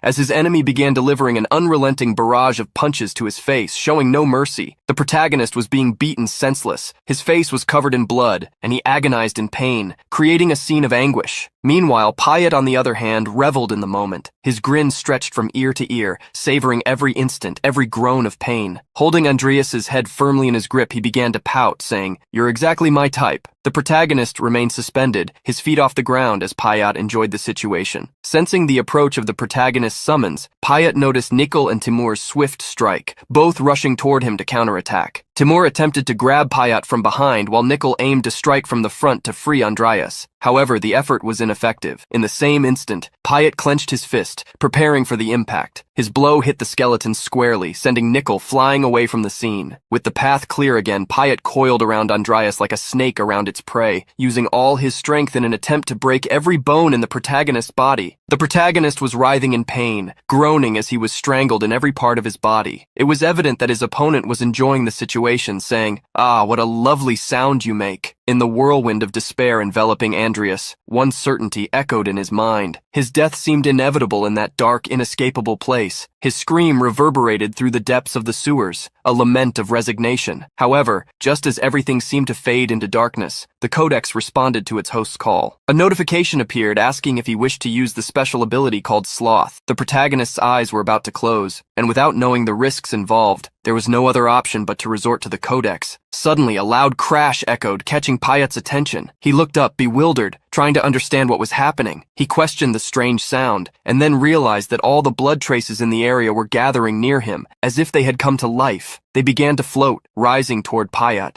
An intense presence, a sinister force hung in the air, leaving Payat visibly frightened. This aura emanated from the protagonist's body and on its own threw Payat backward, while Andreas remained suspended in the air, surrounded by the floating blood. An extraordinary scene unfolded before everyone present. The protagonist underwent a remarkable transformation. His expression changed while a red aura enveloped his entire body and the blood at his feet. The notification stated that temporarily the magic of the genius talent had been activated, momentarily nullifying any mental magic. Now, in a state of transcendental emotion with a 60-second duration, Andreas saw his lazy thoughts emerge, revealing how tiring and dull thinking was. Even the simple act of moving became painful. With a palpable laziness to even open his eyes and a sense of burden with every breath, he simply snapped his fingers and said, "Earth Shield." This action left Payat dumbfounded and surprised. Suddenly, his hand was severed from his arm, leaving him truly shocked. Andreas was standing in front of him, arms outstretched, and the debris of his shield floated around the area. The question lingered in Payat's mind. Who the hell is this guy? Both Timur and Nickel were equally surprised and speechless at what they had witnessed. An explosion occurred, and all the stones from the shield were directed toward Payat, who tried to defend himself by crossing his arms in front of his face. The pressure was intense, and gradually he was hit. Payat's interest was evident as he focused his gaze on Andreas, a slight smile forming on his face. Slowly the stones fell to the ground, and everything around began to return to normal, except for the blood still surrounding the protagonist. Payat, missing a hand and still struggling to hold his head, asked, "Is this it? Is this all you can do?" Andreas, with a calm expression but sensing that everything was dragging on too long, felt the need to end this quickly so he could finally rest. As he spoke these words, his face was covered in blood, leaving Payat shocked and unsure of what to think. Andreas's presence was so strong and his mana so intense that it caught the attention of Alvin, who was in the city. Despite all the distractions, something unusual was happening, and even he noticed. The intense aura emanating from the battle site was powerful. In the arena, the crowd was going wild over the night's battles, an event that brought the entire city together. Among the spectators celebrating the victories were Diana and her father, Director Alvin. However, Alvin's mind was elsewhere, distracted by uneasy thoughts. He detected the presence of black magic and questioned the nature of this phenomenon, concluding in his mind that the anti-black magic barrier had worked, but against him. Noticing her father's distraction, Diana asked, "Father, is something wrong?" Alvin, still looking distant, replied, "Something probably happened. Stay exactly where you are, Diana." Meanwhile, in the grand arena, beneath the euphoria of the crowd, the battle was unfolding. Andreas floated among the wreckage, facing Payat. His body was marked by the intensity of his mana and the strength of his aura, revealing his dual-core trait. He then cast the Stone Throw spell, a basic-level skill. Pointed stone spears flew toward his opponent. Payat, however, kept smiling. He expressed a mix of fear and mockery, asking, "Is this all you've got?" The little stones barely scratched his body. While Payat mocked him, Nickel unexpectedly appeared in front of him, delivering a surprise strike. The attack was enough to momentarily break Payat's composure. He gritted his teeth, enraged, and shouted, "You again, miserable skeleton!" Nickel seemed determined, buying time for Andreas to prepare his next move. However, the strategy only fueled Payat's fury, who cursed the skeleton as he punched him, calling him ugly and useless. In an unexpected moment, Payat threw Nickel with such force that his skeletal body was visibly disfigured. Andreas, watching the scene, realized it was time to act. His stone spears, still unmoving, awaited his command. With a sudden motion, he directed them at his opponent. Payat, however, simply glanced over his shoulder, allowing the spears to strike his back. Enraged, he mocked, "You really think you can kill me with little stones?" But before he could make more taunts, Timur grabbed him firmly, immobilizing him and catching Payat by surprise. Timur maintained a dark expression as Andreas commanded a new attack. With his hand outstretched, he ordered the stones to advance once again. The sharp stone spears pierced Payat's body at several points, leaving him speechless. Timur did not loosen his grip, ensuring that Payat could not escape. Soon after, a notification appeared before Andreas. The duration of the lazy skill has expired. Immediately, the protagonist's body was overwhelmed by gravity. Another notification followed. Due to excessive use of the body, severe damage has been inflicted, temporarily preventing any movement, mana manipulation, or aura usage. Andreas fell to the ground, powerless, only aware of the feeling of his shattered body. He knew he had to get up and end the situation, but his physical limits had been reached. Timur and Nickel, aware that continuing was impossible, retreated to their summoning portals. Meanwhile, Payat remained motionless, the stones deeply embedded in his body. The scene fell into silence. Both combatants were prostrated, one on the ground among the wreckage and the other on his knees, unconscious and pierced. Andreas, exhausted and debilitated, could barely move. In this lamentable state, a notification window appeared. The requirements for evolution have been met. An individual with evolutionary potential has been detected. Andreas Cromwell has a 33% chance of evolution. Divergence option available. Makoto, or rather, Andreas, immersed in thoughts about his possible death, questioned the purpose of it all. He joked with himself, "Is this just a memory to be engraved on my tombstone?" Despite the uncertainties, he murmured his acceptance of the evolution proposal. Meanwhile, not far away, Alvin came across the bodies in the underground. His expression grew dark as he recognized they belonged to the Zephyr sect. What were they doing in the sewers of Hlen? He murmured to himself. Although he suspected the intense presence of black magic he had previously sensed was connected, he knew he needed to investigate the area before jumping to conclusions. Activating his protection shield, Alvin began a meticulous search of the sewers. The black magic aura, though weakened, still emanated from a specific direction, requiring detailed investigation. When he reached the location, the director was shocked by the scene unfolding before his eyes. Bodies scattered lifelessly all around, including the bodies of Andreas and Payat. Alvin approached, carefully analyzing the surroundings. His attention was drawn to numerous boxes near the bodies. A strong odor of gunpowder emanated from them, and the significant quantity indicated that an explosion in that location could cause devastating casualties, especially since it was directly beneath the stadium. The director felt a tightness in his chest as he contemplated the imminent danger. Images of Diana and Carlos appeared in his mind, fueling his concern that his children might be at the location, becoming vulnerable targets. However, the sight of Andreas troubled him even more. The young man with green hair was still powerless. Approaching the body, Alvin exclaimed in surprise, "Is this Andreas Cromwell?" Wondering what the young man was doing there, his mind began to piece things together. This trace of black magic is the most intense I've ever felt. This left the director wide-eyed. "It can't be," he murmured, visibly stunned. Did he inherit the codex of the original sin from Cain? At that moment, he recalled Andreas's father. After a moment of reflection, a notification appeared in the air announcing, "Evolution process completed. Andreas Cromwell has evolved. Dual-core epic trait replaced with vessel unique. Andreas's eyes slowly began to open. He realized he was no longer in the same place. Lying in a bed, his body still felt exhausted, but was in the process of recovery. I completed the evolution, he thought, still trying to orient himself. He was interrupted by a voice that caught his attention. Alvin was there, watching him with an expression of curiosity mixed with frustration. Your injuries were so severe that you should have been dead, the director explained. Fortunately, in just 2 weeks, you've almost fully recovered. Upon recognizing Alvin, Andreas hurriedly sat up, his face showing fear. The director, arms crossed, kept a stern look and asked incisively, "But tell me, what exactly were you doing there?" The question left Andreas bewildered. "There? What do you mean?" he murmured, confused. However, Alvin was direct. "In the sewers. I want to know what you were doing there." An awkward silence filled the room. Andreas knew he needed to keep the secret for now. After gathering his strength, he explained, "I was walking near the waterway when I noticed a suspicious group. They were fighting, and in an attempt to escape, I ended up being dragged there." Alvin didn't seem convinced. "Dragged to the outcome of the battle?" he asked with a serious expression. He pressed, "And the others? When I arrived, you were the only one there." Andreas's expression closed off. "I don't know," he replied firmly, repeating what he had already said. They stared at each other, the atmosphere heavy with tension. The moment was interrupted when the director lost his patience and directly asked, "What are you really hiding?" Andreas took a deep breath to convey conviction, trying to show that he wasn't hiding anything. It was crucial to be convincing given the risk involved. Meanwhile, the director was internally debating, recalling his promise to Cain to protect his children. This internal conflict led him to make a decision. Realizing the young man wouldn't provide more information, Alvin took a deep breath and changed his approach. "I highly doubt someone who barely escaped with their life has anything useful to say. I'll look for the Zephyr sect cultists around the city." The statement shocked Andreas, who, stunned, asked, "Are you giving up so easily?" Turning to leave, Alvin declared, "The interrogation is over." He stopped at the door and added, "Oh, about the potion bet. I eagerly await the conclusion." In the blink of an eye, he disappeared, leaving Andreas perplexed. Sitting on the bed, Andreas reflected, "How does he know who I am and still let me go without punishment?" That was the question echoing in the protagonist's mind. Director Bart Alvin's attitude, along with Salem's indifference in revealing himself as a black mage to Bart, left Andreas even more perplexed. He remembered the vision he had at the Cromwell mansion about the original codex, and realized that Bart was also aware of it. Andreas was certain that Director Bart Alvin knew exactly who he and his father were. At that moment, his thoughts were interrupted by the appearance of Diana and her brother Carlos. Diana looked worried, and her expression showed genuine anxiety as she asked, "Are you okay? I heard you were seriously injured. I couldn't stay calm with those rumors." Carlos, on the other hand, waved warmly, expressing joy at seeing him again. "Andreas, it's been a while. I'm glad you're on your feet." Still confused about the reason for their visit, Andreas felt the urge to ask why they were there, but Diana quickly explained, somewhat awkwardly, "My father mentioned what happened. He thought it would be good to visit you." Carlos, in his casual manner, joked, "You look better than I expected, Andreas. Are you ready for another battle?" Andreas sincerely thanked them for the visit. He felt touched by their concern, especially when Carlos said, "It's good to see the three of us together again. It reminds me of the old times." Diana blushed slightly and discreetly asked her brother, "Carlos, stop that." Despite this, Andreas was truly surprised. The warmth of the moment, Diana's concern, and Carlos's relaxed demeanor stirred a mix of emotions. Living as Andreas, Makoto felt something he had never experienced in his past life, the fulfillment of protecting those who were important to him. With a proud smile, he said, "Yes, I'm very happy to see us together again." Now he could protect what was important to him with his own power. Later, Andreas was in the middle of the street, absorbed in reading news on his tablet. The information was about the year-end festivities at the academy. He reflected on the meticulous control Bart Alvin seemed to exert over the news. On the screen, an image showed the young Carmen Regaff proudly holding the championship trophy. The headline celebrated the success of the event,